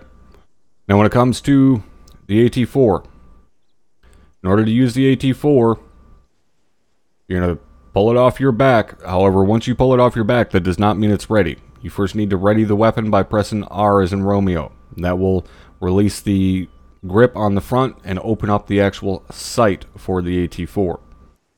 Now once you have the weapon readied, now you need to range it to your target. You range it via page up and page down. It ranges in 50-meter increments. So you're going to use that information provided to you by the guy using his vectors. I did not tell you to pull out that fucking AT4. Sorry for judgment. So you're going to use that information provided to you by the guy using his vectors to get eyes on the target. Once you have eyes on the target, then you can range your weapon. Or you can pre-range it if you wish. Once you have eyes on, the next step you will go through is to clear your back blast. So you have your weapon ready, you have it ranged, you're on target. You're then going to make the command of clear back blast. The guy spotting for you is then going to check behind you. When you look at the rear of the AT4, you'll notice there's a cone on the back of it. That cone is a fairly good depiction of the angle that back blast is going to come out of the back of that tube. So that entire angle behind you needs to be clear. So again, the guy spotting for you is going to check your back blast. If there is no one there, he will call back blast clear. If there is someone there, he will call back blast not clear. If you hear back blast not clear, you're not clear to fire. Private Tosco, question. How far back is back blast? Like how far back is the blast? To play it safe, you want to clear about 50 meters behind him. Thank you for a second. So as I said, if they say back blast not clear, you are not cleared to fire. If you hear the response of back blast not clear, then you will once again say clear back blast. Much like with grenades, make sure you're on yelling so the guys around you can actually fucking hear you. So, second time, you'll say clear back blast. Spotter will then look behind you and hopefully everybody is gone. He will then either tell you back blast clear or back blast not clear. Either way, you're clear to fire after the second command of clear back blast. Reason for that being, that back blast is going to be a whole hell of a lot dangerous than whatever that armor is that you're currently engaging. So after the second time of calling clear back blast, if they haven't moved, it's their own goddamn fault. That little bit of brush of air from the fucking AT4, again, is going to be a lot less dangerous than the armor that you're engaging. That being said, once you are clear to fire, meaning you've called clear back blast twice, or your spotter has given you the response of back blast clear, you are then going to say rocket, and then wait a hot second. So you'll say rocket, wait, and then pull the trigger. Alright? Again, much like saying frag out, you don't just say rocket and immediately fire. You say rocket, wait a second, and then fire the thing. Right, you say rocket to let everybody know, one, there's fucking backblast about to come flying out of the back of that tube. Two, it lets everybody around you know that you're firing a rocket on that piece of armor. That way if someone else around you with an AT stick is lined up on that target for a follow-up shot, they know not to fire yet. You're firing. Once you fire, if it's not effective, then they can come on with the follow-up shot. Alright? It's essentially a way to make sure you're not fucking wasting AT. Now, as we talked about earlier, once you fire that rocket, that tube is now useless. So you immediately throw it on the ground. Do not forget to throw your AT4 on the ground. Now, there's two reasons for that. One, the empty tube is just unnecessary weight that you don't need to carry around. Two, if we're in a situation where we have AT, or where we have armor rolling up on us and we need AT, and I come running up to you because you have a tube on your back and I say, hey, pull that fucking AT4 out and hit that BTR, and you tell me, well, the tube's empty, I already shot it. As soon as I'm done wanting to beat your fucking face in, I'm going to go find someone else that has AT so they can do the job. Alright, is everybody tracking?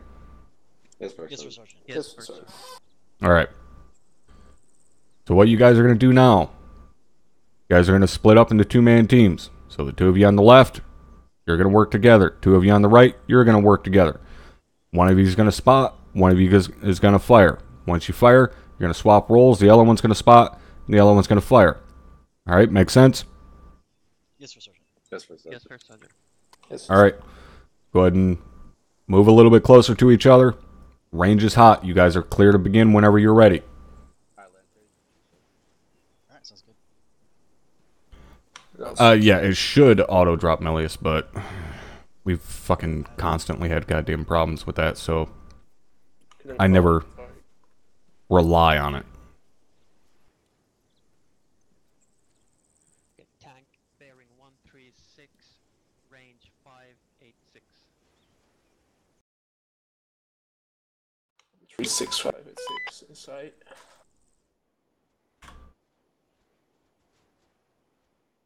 Clear back plus. Not clear.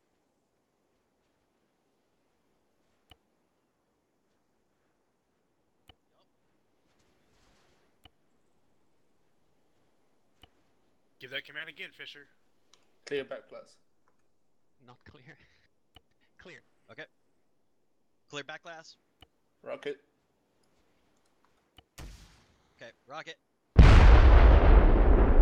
Jesus, that was fucking way off.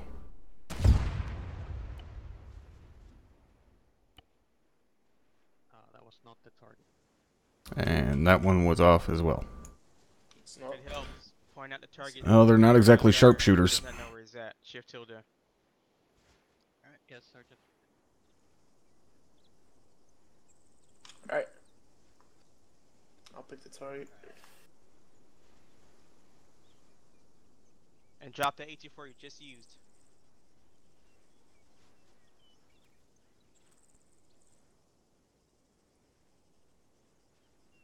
If you have it out, See, and that's why I don't rely on it. Auto drop isn't working. And we got a sandbag floating there. UAV bearing 142, 690 meters.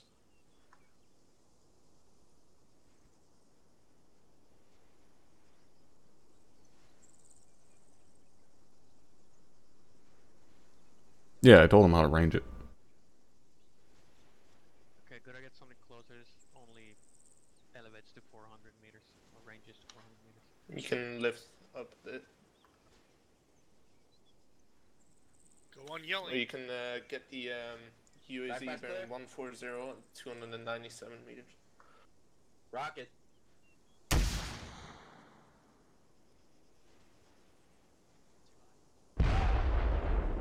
Okay, clear my back blast. Back plus not clear. Sergeant, Clear my back you're in blast. the back plus range. Yo, I'm good. He's good to rocket. Alright. Back plus clear. Rocket. Crap, that was high.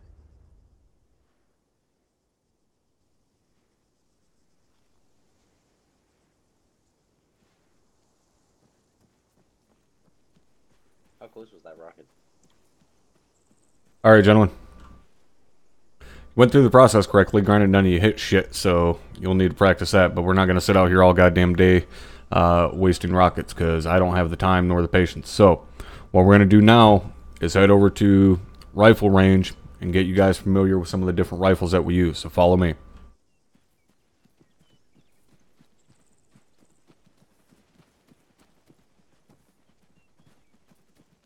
Inherent issue with accuracy? No, just majority of the people haven't used them very much. It's pretty goddamn easy to hit shit with, though, so I don't know. I think the majority of guys, like, unless it's right on a 50-meter mark, they don't know how much to compensate over or under. Because an AT-4 rocket doesn't have the same style of droppage as what people are accustomed to with like rifle rounds and shit like that. So they tend to overcompensate for, you know, quote unquote bullet drop, where a rocket doesn't have degradation like that.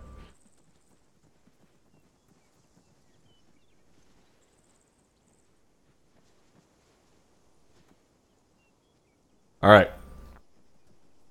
So first thing we're going to be going over is rates of fire for the M4. So there are 3 rates of fire for our weapon systems. That is sustained, rapid, and cyclic. Right, so a sustained rate of fire for the M4 is going to consist of a single round every 2 to 3 seconds. And this is generally used for targets beyond 250 meters. Alright, so a sustained rate of fire for the M4, I will demonstrate for you very quickly here.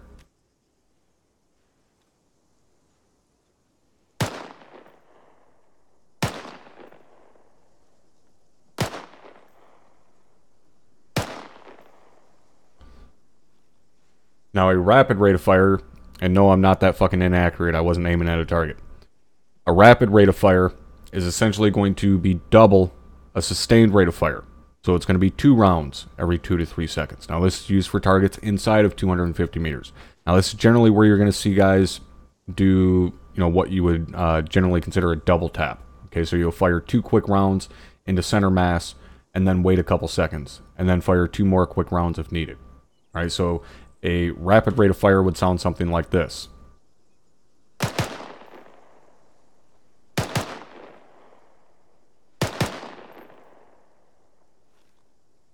Now, a cyclic rate of fire, despite what you may think, does not mean you just hold down the trigger and let her eat. All right, that's not the way it works.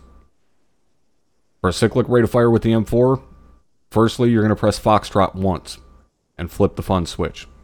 All right, so you go to full auto mode. Just like with any other automatic weapon, you're going to fire in a burst. A cyclic rate of fire is generally going to be used for targets inside of 50 meters. Right, meaning they're right fucking on top of you. So you're going to fire in a burst of 3 to 5 rounds. However, the M4 only has a 30 round magazine. So you're going to rip through that 30 rounds pretty goddamn quick at a cyclic rate of fire. So that's why it's used for targets so close to you. Because, well, 1, the M4 is not accurate on full auto. 2, you're going to go through your ammo very quickly. So, very quickly to demonstrate, cyclic rate of fire with the M4 is going to sound something like this.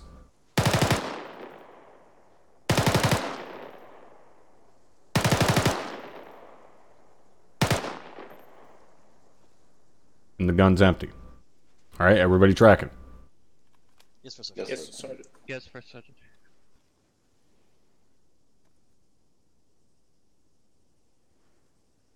Alright. Lantier and Littleberry. Press I and open your inventory. Pull the fucking magazine from your weapon and put it in your vest. I had no time, told you to load your weapon, and I sure as fuck do not want one of you accidentally shooting me in the ass. Yes, First Sergeant. Yes, First Sergeant. Alright. Now what I want you guys to do before we go over to the next weapon system. All of you get up there in a line. Shoulder to shoulder, get up there. Alright. Want you to raise your weapon by double tapping control. Now I want you to right click to aim down your RCO. Now, hold control and right click to look through the actual RCO instead of the red dot on top. Now looking through that RCO, the sight picture you are currently looking at. This optic is used for more than just engaging a target. It is also a tool to range targets. Now the RCO is specifically ranged for that M4 you're carrying. At the tip of that chevron, that's the point at the top of the sight picture. It's ranged at 100 meters. Middle of the chevron is 200 meters. Base of the chevron is 300. Each one of those horizontal lines going down the vertical axis that has a number next to it is that corresponding range in 100 meter increments. Now the base of that chevron and those horizontal lines represent 19 inches at that given distance. Does anybody have a guess as to why 19 inches is important? It's the width of a man's shoulders. First. Exactly. It's the average width of a man's shoulders. So if you take that number 4 horizontal line and put that over a MAM, or a military-age male, anyone from 15 to 50, and it touches from shoulder to shoulder, you now know they are roughly at 400 meters. So now you do not need to pull out your vectors to get a range on that target. You can simply put your RCO over it and get a quick range on it to relay that information to the rest of your team. And you can also engage that target. Now, does anybody have a guess as to why that RCO from 500 meters and up is red as to where the rest of it is black?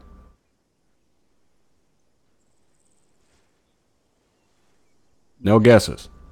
What is the accurate point target range of an M4? 500 meters. 500 meters. So the RCO above 500 meters is red. So very simply, anything you range that is inside that red area is dead. All right, it means you can accurately engage it and kill it. Any questions on the sight picture of the RCO? No first sergeant. No, first sergeant. All right, stand by for 1 hot second.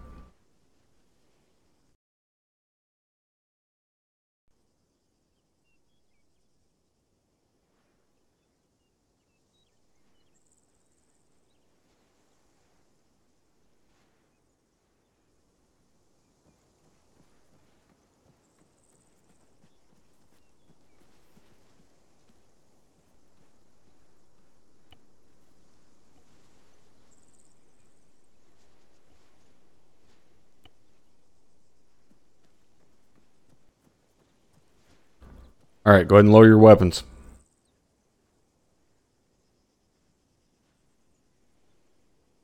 Do not need to go into your inventory to lower your weapon. And I'm pretty sure I said lower, not load. Sorry, First Sergeant. Sorry, first sergeant. All right, next weapon system we're going to go over. It's the M249 SAW. Now, as we talked about earlier, the SAW is fired in bursts. So it works a little bit differently than the M4. So a sustained rate of fire for the SAW is going to be your 3 to 5 round burst. Now, an easy way to achieve that 3 to 5 rounds is to say this phrase inside your head. That phrase is, die motherfucker die. That'll give you a 3 to 5 round burst on the SAW. So you hit the trigger, hold it down, say die motherfucker die in your head, and let go of the trigger. You got 3 to 5 rounds down range. And please say it inside your head, because if you say it out loud, you sound like a fucking psycho. So sustained rate of fire for the SAW. Going to sound something like this.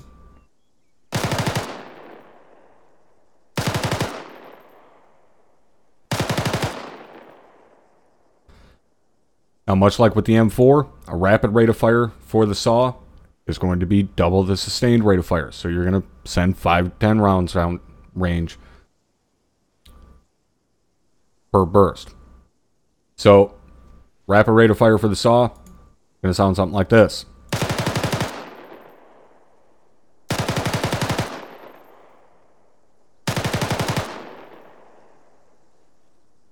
Now, a cyclic rate of fire, again, just like with the M4, is essentially doubling your rounds down range. I'm not going to demonstrate that. It's pretty easy to understand. The thing to keep in mind with the SAW, at a cyclic rate of fire, you are going to be throwing a fuck ton of rounds down range at a cyclic rate of fire with the SAW. There is a possibility for your weapon to jam. Okay, if you fire this weapon too fast, too often, it will jam. So keep that in mind if you're operating the SAW. You have to kind of calm your tits a little bit and let her breathe in between your bursts. All right, is everybody tracking on that? Yes, first sergeant. Yes, sir. All right. Now, the other thing to keep in mind with these rates of fire, when you are engaging a target, majority of the time, you're not going to be engaging a target by yourself. All right, one thing that was taught to me a long, long time ago, U.S. military does not fight fair. We never want to fight fair. We want to put more rifles on target than the enemy can bring to bear. All right, fire superiority. So we don't engage targets 1-on-1. We engage targets 5-on-1. We don't get into a 1-on-1 gunfight. We put 10 guns against their 1. That simple. So, if you take a rifle squad, for instance, consisting of 8 M4s and 2 249 saws, and you line them all up in a skirmish line, that's a horizontal line, and they all start engaging towards the same target. So you now have 8 guys firing a sustained rate of fire with the M4, 1 round every 2 to 3 seconds. 2 saws at a sustained rate of fire of 3 to 5 rounds every 2 to 3 seconds. That is a quite literal wall of lead heading towards that target. Okay, so keep that in mind when you're engaging targets. Just take into account the other guys around you engaging that same target, and let that help dictate your rate of fire. Because if there's 10 guys all engaged in the same target, just because he's inside of 250 meters doesn't mean you need to use a rapid rate of fire. Because all 10 of you together is going to be a hell of a lot more than a rapid rate of fire. Alright, everybody tracking on that? Yes, sir. Yes, Sergeant. Yes, First Sergeant. Alright, last thing we're going to go over with the 249 saw is a technique that machine gunners and automatic riflemen will use, known as talking guns. Talking guns is a way to increase rate of fire while not increasing ammo usage. Okay, ammo usage is a big thing for us to keep track of. Right? Ammo conservation is constantly on your mind when you're out in the field. When we go out in the field, if you're carrying an M4, we're carrying a maximum of 12 magazines. With the saw, we're carrying 1,000 rounds across the entire fire team for that weapon system. We have to conserve our ammunition because there's no guarantee that we're going to get more. We are never guaranteed that we're going to get a resupply. And if you're in heavy contact for the entire operation and you're not conserving your ammo, there's a good chance you're going to fucking blow your entire load of ammo within the first fucking 10 minutes of engagement. And then you're screwed. So, talking guns is a way for machine gunners, like I said, to increase that rate of fire but decrease that ammo usage. Now, the way it's done is 2 machine gunners will set up generally pretty close to each other, not necessarily shoulder to shoulder, because you don't want to be too close to each other due to danger of frag and stuff. But you're going to be within vocal distance of each other. They're going to set up and start engaging a target. Now, when they start engaging a target, one gun will fire a burst at a sustained rate of fire. So he'll fire 3 to 5 rounds, and then he'll pause for a couple seconds. In that pause, the machine gunner next to him is going to fire his burst. Then during his pause, the initial shooter is going to fire his burst. And you guys just go back and forth until that first gun is dry and he has to reload. Once he begins his reload, that second gun is going to increase his rate of fire to a rapid rate of fire to make up for that first gun being down. Once that first gun is up, he's going to call gun up. That second gun is going to call reloading. He's going to throw a new belt in. So that first gun now has to pick up to a rapid rate of fire to make up for the second gun being down. Once the second gun is up, he'll call gun up, and then they both drop back into a sustained rate of fire.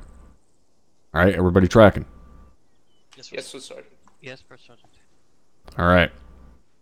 What we're going to do now is I'm going to give you guys 10 minutes or so here on the range to get yourselves comfortable with the rifles and so on that we've been talking about.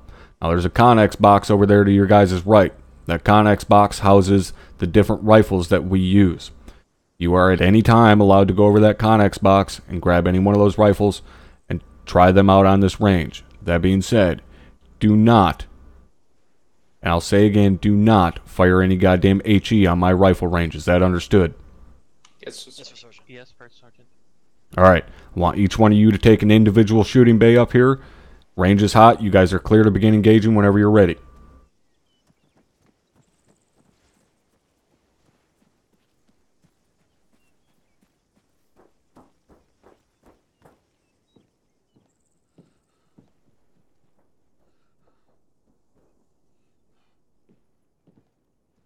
And Caldwell, I seen you comment somewhere in there.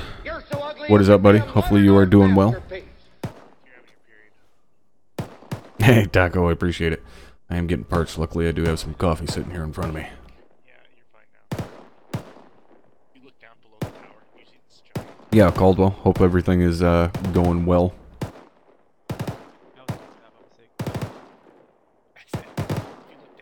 Doing great. Nice. Are you guys actually flying sorties, or are you just doing fucking prep right now?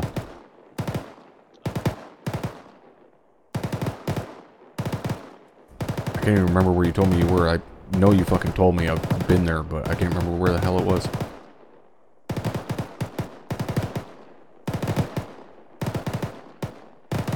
And yes, it would be awesome to be able to have a full fucking company in an operation.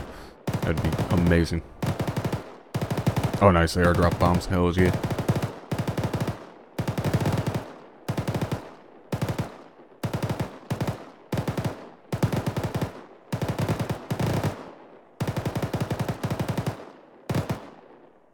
And those of you guys in chat that don't know, G-Host, that is Caldwell, my former assistant instructor. He is currently deployed with the big dogs, the B-52s. So they're out there fucking ruining people's life choices.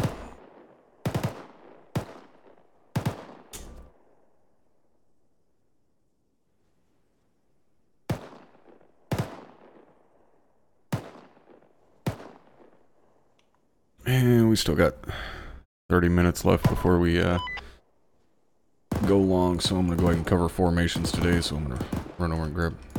Fuck are the goddamn trucks? I was. There they are. Jesus. Run over and grab a truck real quick. Actually, run over here and open the gate first.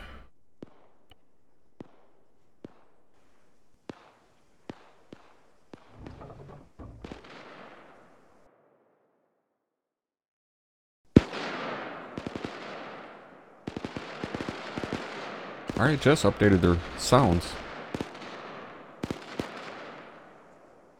That is not the same fucking report. They definitely updated some of the sounds.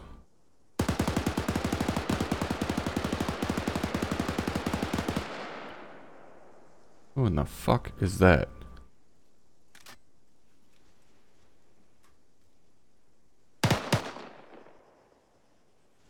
Fucking Tosco. Must run in the family.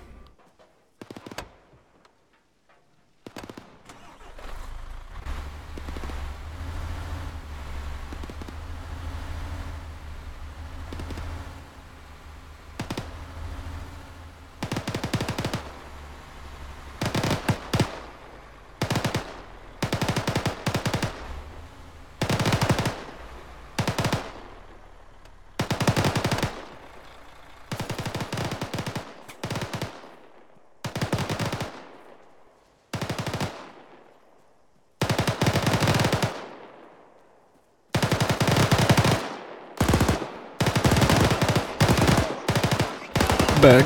Thank you for the follow.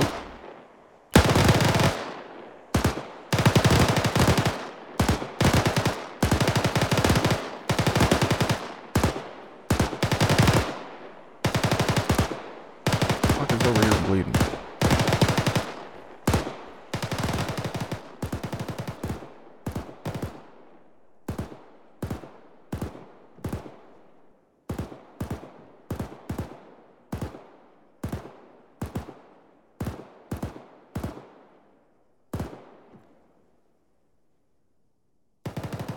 Tosco. See if you can hit one in a burst. Use a burst. Use a burst. Hit multiple. Don't forget to put your bipod down. Every time you reload. Yeah, there you go.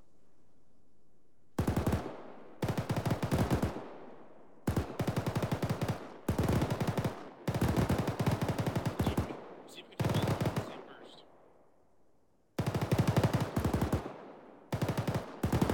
Hey, we'll see you later, Mellies. Have a good weekend, bud.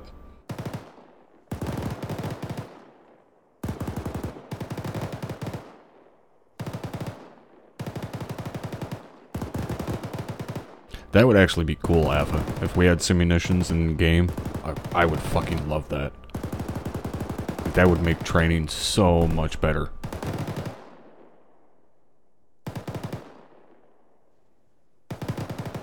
You like that saw? Yeah. Hey, Duke.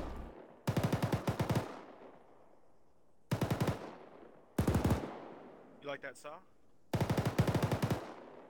You can push yourself up and actually set your bipod on top of this sandbag to make yourself more accurate.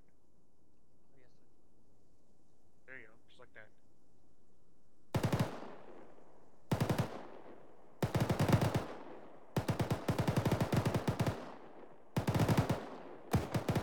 Caldwell, you call me your tits over there. You haven't carried a saw for a long time. What have I missed? Quite a lot, Duke. Yes.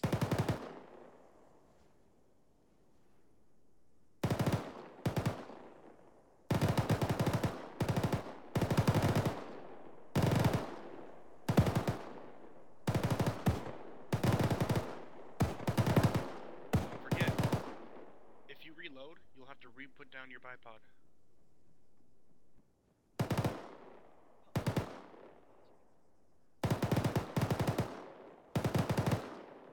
Rip. Yeah. Oh, OSUT's a fairly long process. We got a whole another day to do tomorrow.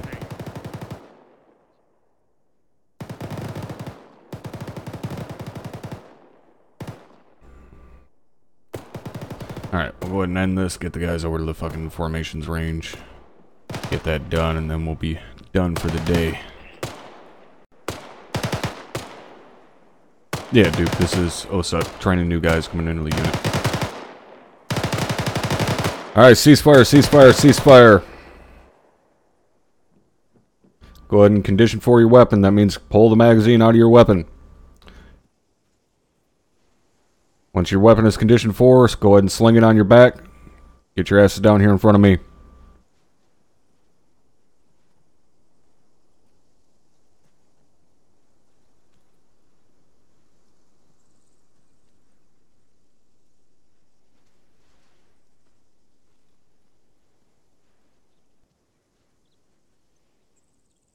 My weapon won't go on my back for some reason. First starts. Press 0 on your number row on your keyboard. I will PT you all Yes, until for you sure. fucking die! Alright. You guys feel somewhat comfortable with some of the different rifles that we use? Yes, Yes, sir. please. Yes, First Sergeant. Alright. Next thing we're going to do is we're going to run over to the formations range. Teach you guys a little bit about some of the common formations that we use here. Alright, we're going to ride the truck over there. So when we get over to the truck, you guys are going to load into the back. You will stay in the back until I tell you to dismount. Is that understood? Yes, sir, Sergeant. Yes. Alright, follow me.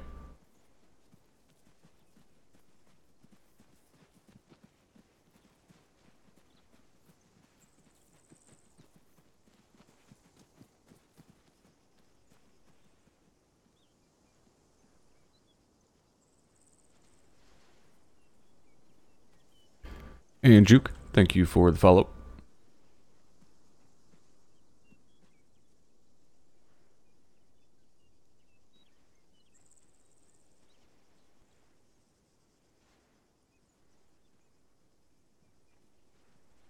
Sergeant Kulov, Sergeant Smith, go ahead and get loaded up.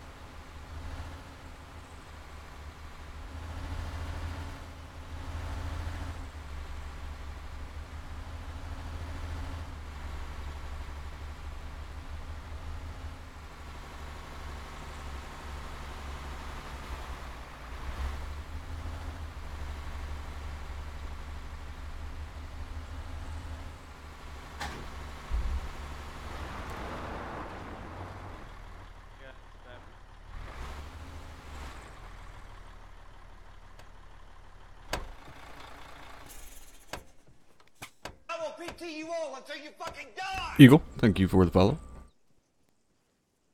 Alright, go ahead and dismount.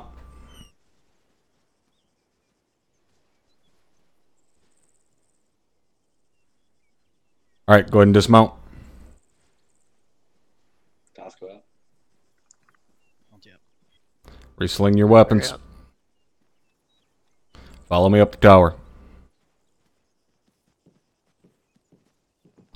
Thought I was going to tip it? Hell no. I'm a better driver than that. Come on.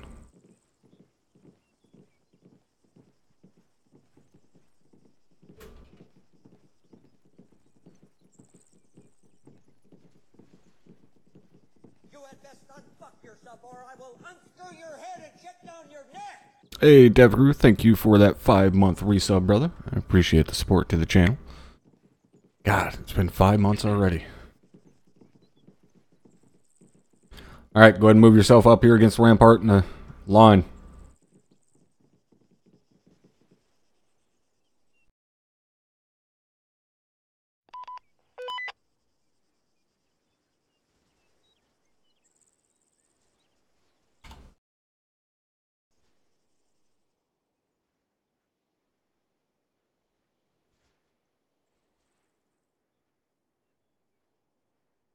Alright, I want you guys to look out there to your left. You see my red box out there? Yes, sir. Yes, Yes, Sergeant. First Sergeant. Alright, I want you guys to pay attention to that red box. That red box is going to denote which formation we are talking about. The first one we're going to go over is the fire team file. The fire team file is primarily used for its quick movement speed. So a fire team file, you can move very quickly, and it has very good security to the flanks. However, it has poor security to the front and to the rear. Anybody have a guess as to why it has poor security to the front and to the rear?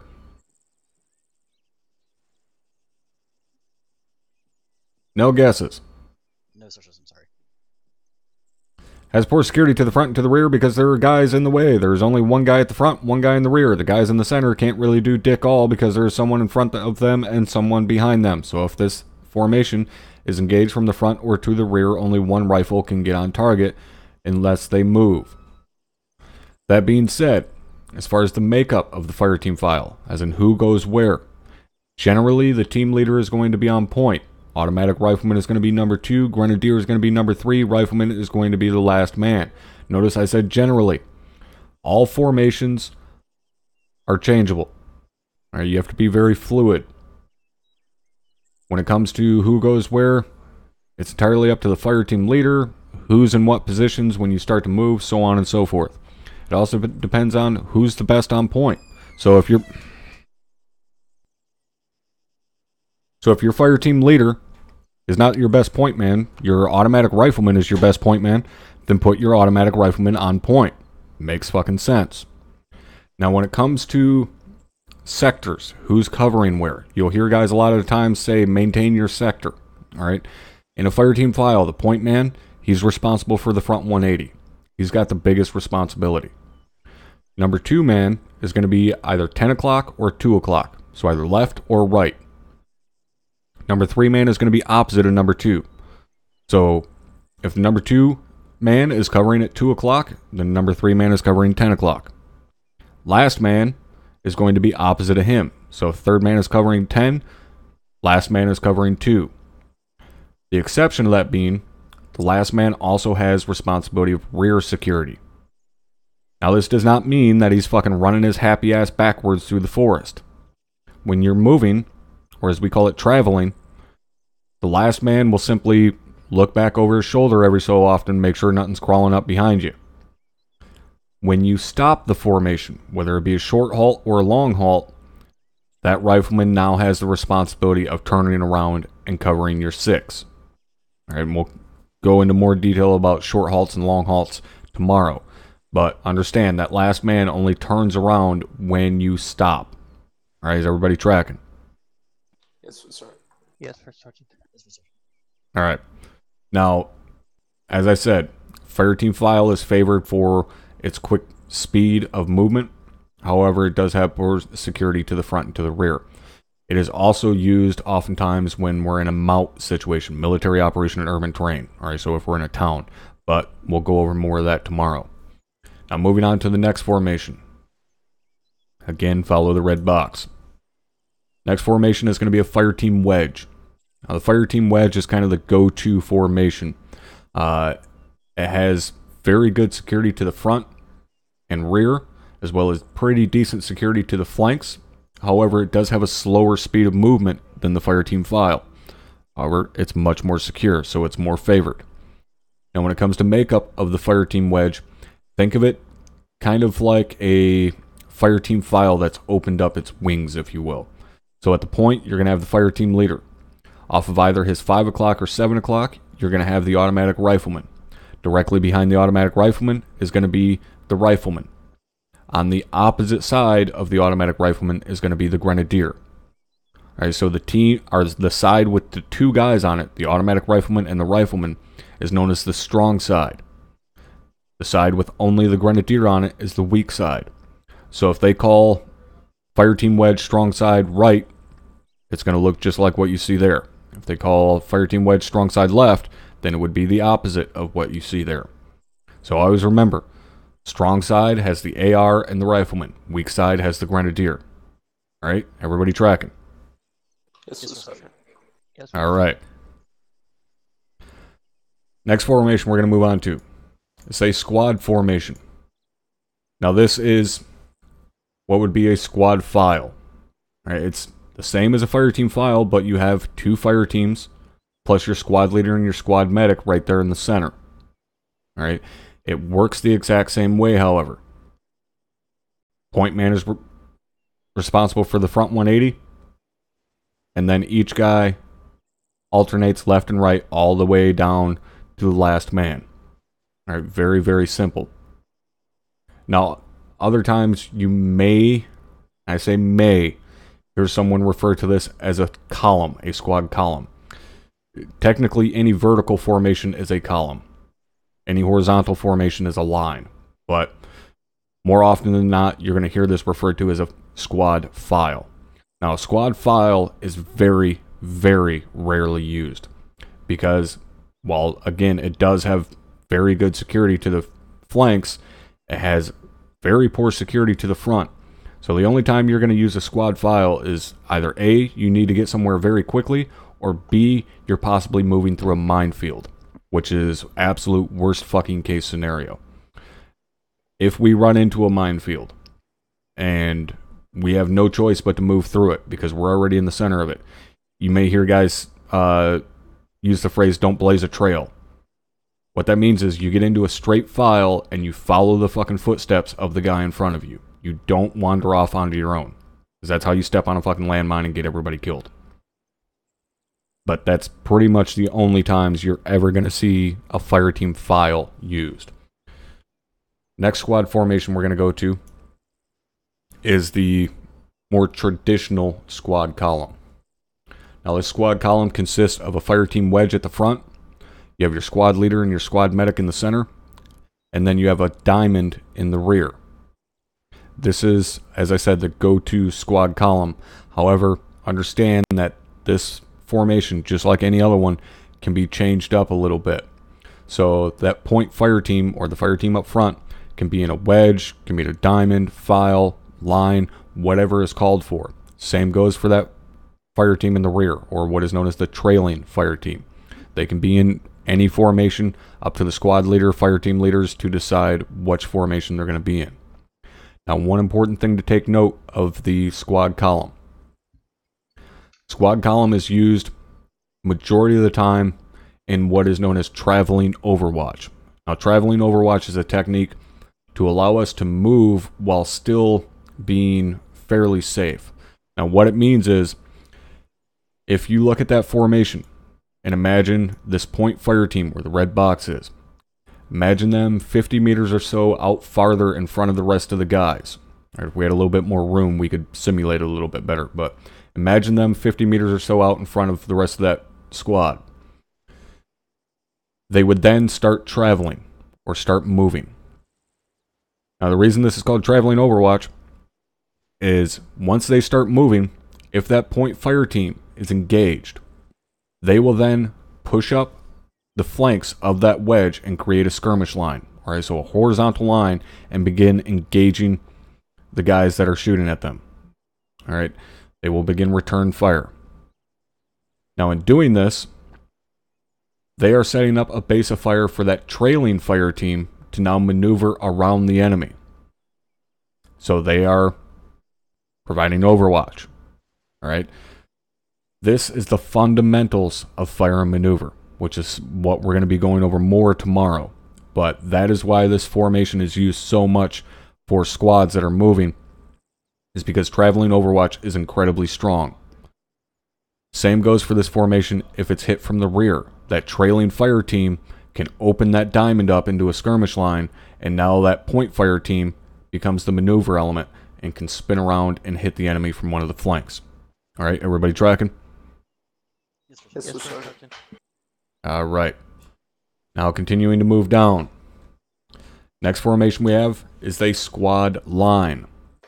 Now, as I told you guys earlier, any horizontal formation is a line. Okay. Now, this doesn't look like a direct horizontal line because it's not. A squad line is two mirrored fire team wedges. So you have a strong right and a strong left fire team wedge. Okay, now the reason this is done, this is a traveling formation. So if you're traveling in this formation, you don't want a straight horizontal line because then you have basically no security to the flanks. As where if you have two mirrored fire team wedges, you at least have a couple of rifles on the flanks, as well as all that forward-facing firepower. So this is a formation when you're traveling or moving to contact, meaning you know there is contact ahead, you know there's enemies up there, you are going to engage them, you will fall into this formation and move towards them. You are not currently engaged, but engagement is imminent. So you'll move into this formation and start pushing forward. All right. Next, we are going to move to the back there. And we'll move that over a little bit. So, this formation is known as a staggered column. Now, a staggered column is used in two situations. The first situation we're going to go over, known as a road march. All right, simply means we're moving along a road. If we're marching along an MSR, ASR, OSR, whatever, we are going to set up in this formation. Now, as I told you guys before, column is any vertical formation. So even though it's horizontal to us, imagine that as a vertical formation. The box is sitting right in the center of the road. So these guys are going to set up in basically a stretched out file on either side of the road, but they're going to offset from each other. Okay, so notice how the left side is offset from the right side. Reason this is done is so that if this formation is engaged from the flanks, the guys hitting them from the flank don't have enfilading fire. Enfilading fire means you can fire down the formation. Now, obviously, to the front and to the rear, they would have enfilading fire, but since you're moving along a road, you don't really have a whole lot of choice about that. So, again, staggered column is going to be used when we're moving along any type of roadway.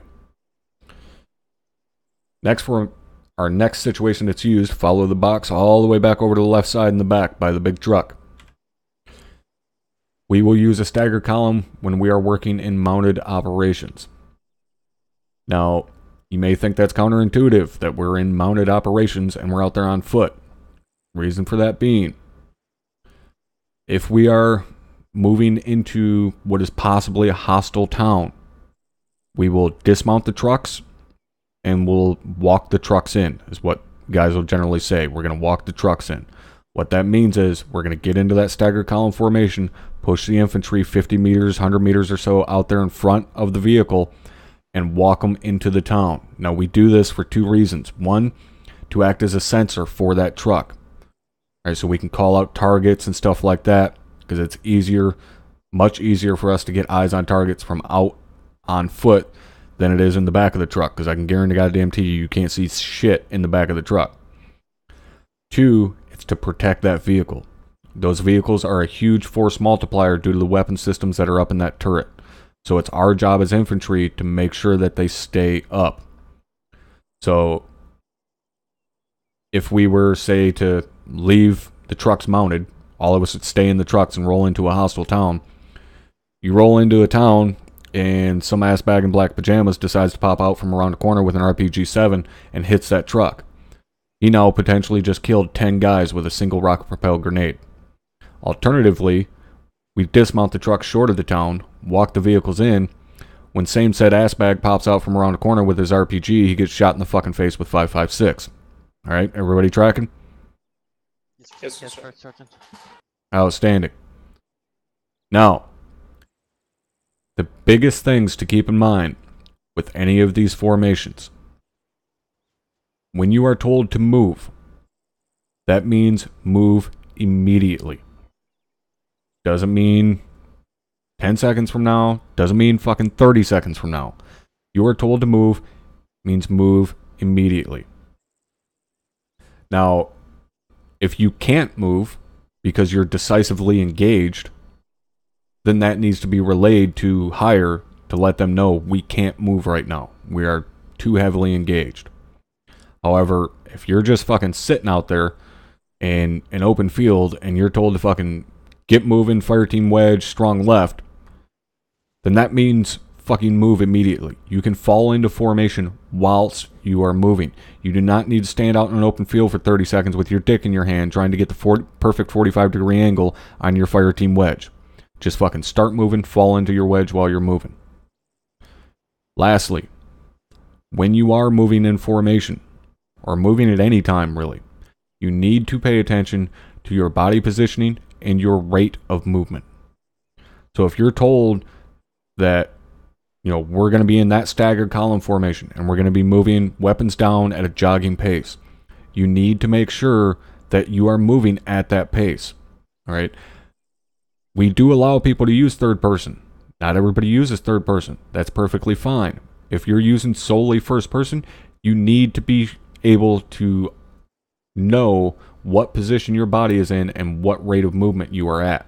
Because if you're up at the point of the formation or anywhere in that formation and you're supposed to be moving weapons down, jogging pace, and you're crouched, you're going to be moving slower than everybody else. So if you're up at the front, you're going to cause a fucking slinky effect all the way down that formation. Now that may not sound that bad when you're looking at that formation there with a whopping 8 guys in it. However, what you have to take into account is if we're doing a road march with the task force, then the entirety of the ground forces are going to be in that formation. So you're going to have almost 60 guys lined up on that road in that formation. So if you're up at the very point of it and you're causing that concertina effect all the way down, it's going to be a big goddamn problem. All right, does everybody understand that? Yes, sir. All right. Anybody have any questions on any of the formations that we have covered here today? No, First Sergeant. No, First Sergeant. No, First Sergeant. All right. Go ahead and move back down the tower.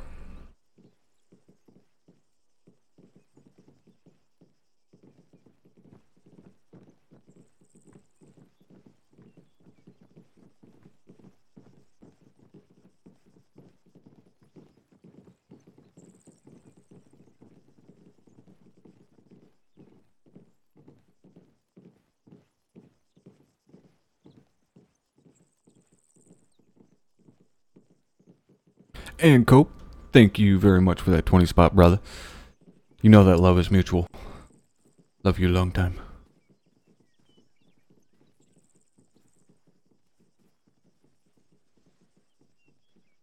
Alright, go ahead and stand fast here in front of me. Sergeant Akulov, you had a quick comment? Yes, Doc, thank you. I just want to ask the privates a question. What is the difference between a file and a line? Answer, Sergeant. Difference is file is behind each other, and line is shoulder to shoulder. Very good. That's all I wanted to remember that. So if someone said get in a line, they're not talking about line up, one behind each other. Yeah, real quickly to kind of touch on that. When you hear guys say, all right, line up, what they're talking about is get into your PCC formation, which is something you're going to see quite a bit now that we're in our current FTX cycle. So what you would do is, just like before we headed out to the range, when Sergeant Smith had you guys get set up in a file, you would set up in a fire team file, team leader AR, grenadier, rifleman, and then the other fire team in your squad would be lined up right next to you in the same formation. So you'd have 2 fire team files, shoulder to shoulder, nut to butt. That's your PCC formation. So if we're in a training or stuff like that and you hear a squad leader or somebody say, all right, line up, that's what they mean, is to get into your PCC formation. All right, everybody tracking? Yes, Yes, Sergeant. All right. Now, does anybody have any questions on any of the shit that we covered today? Because you had a lot of fucking information thrown at you. No, First Sergeant. No, First Sergeant. All right, then I'm going to assume you guys are some fucking information sponges. Like I told you earlier, if you have a question, you better damn well ask. All right, because fucking old saying is true. The only stupid question is the only one that's not fucking asked. So, if at any point in time, you guys have a question, concern, whatever, I am your direct fucking chain of command. If you have a question, you bring it to me. If you can't reach me on TeamSpeak, then you send me a message on the forums. If for some reason I do not respond to you within 48 hours, then you can get a hold of Sergeant Myers, who is my normal assistant. I can tell you now, if you get a hold of Sergeant Myers, first thing he's going to ask you is, did you contact the first sergeant? If your answer is no, he's going to immediately tell you to fuck off. So again, you contact me first. If for some reason I do not respond to you in 48 hours, then you can get a hold of Sergeant Myers.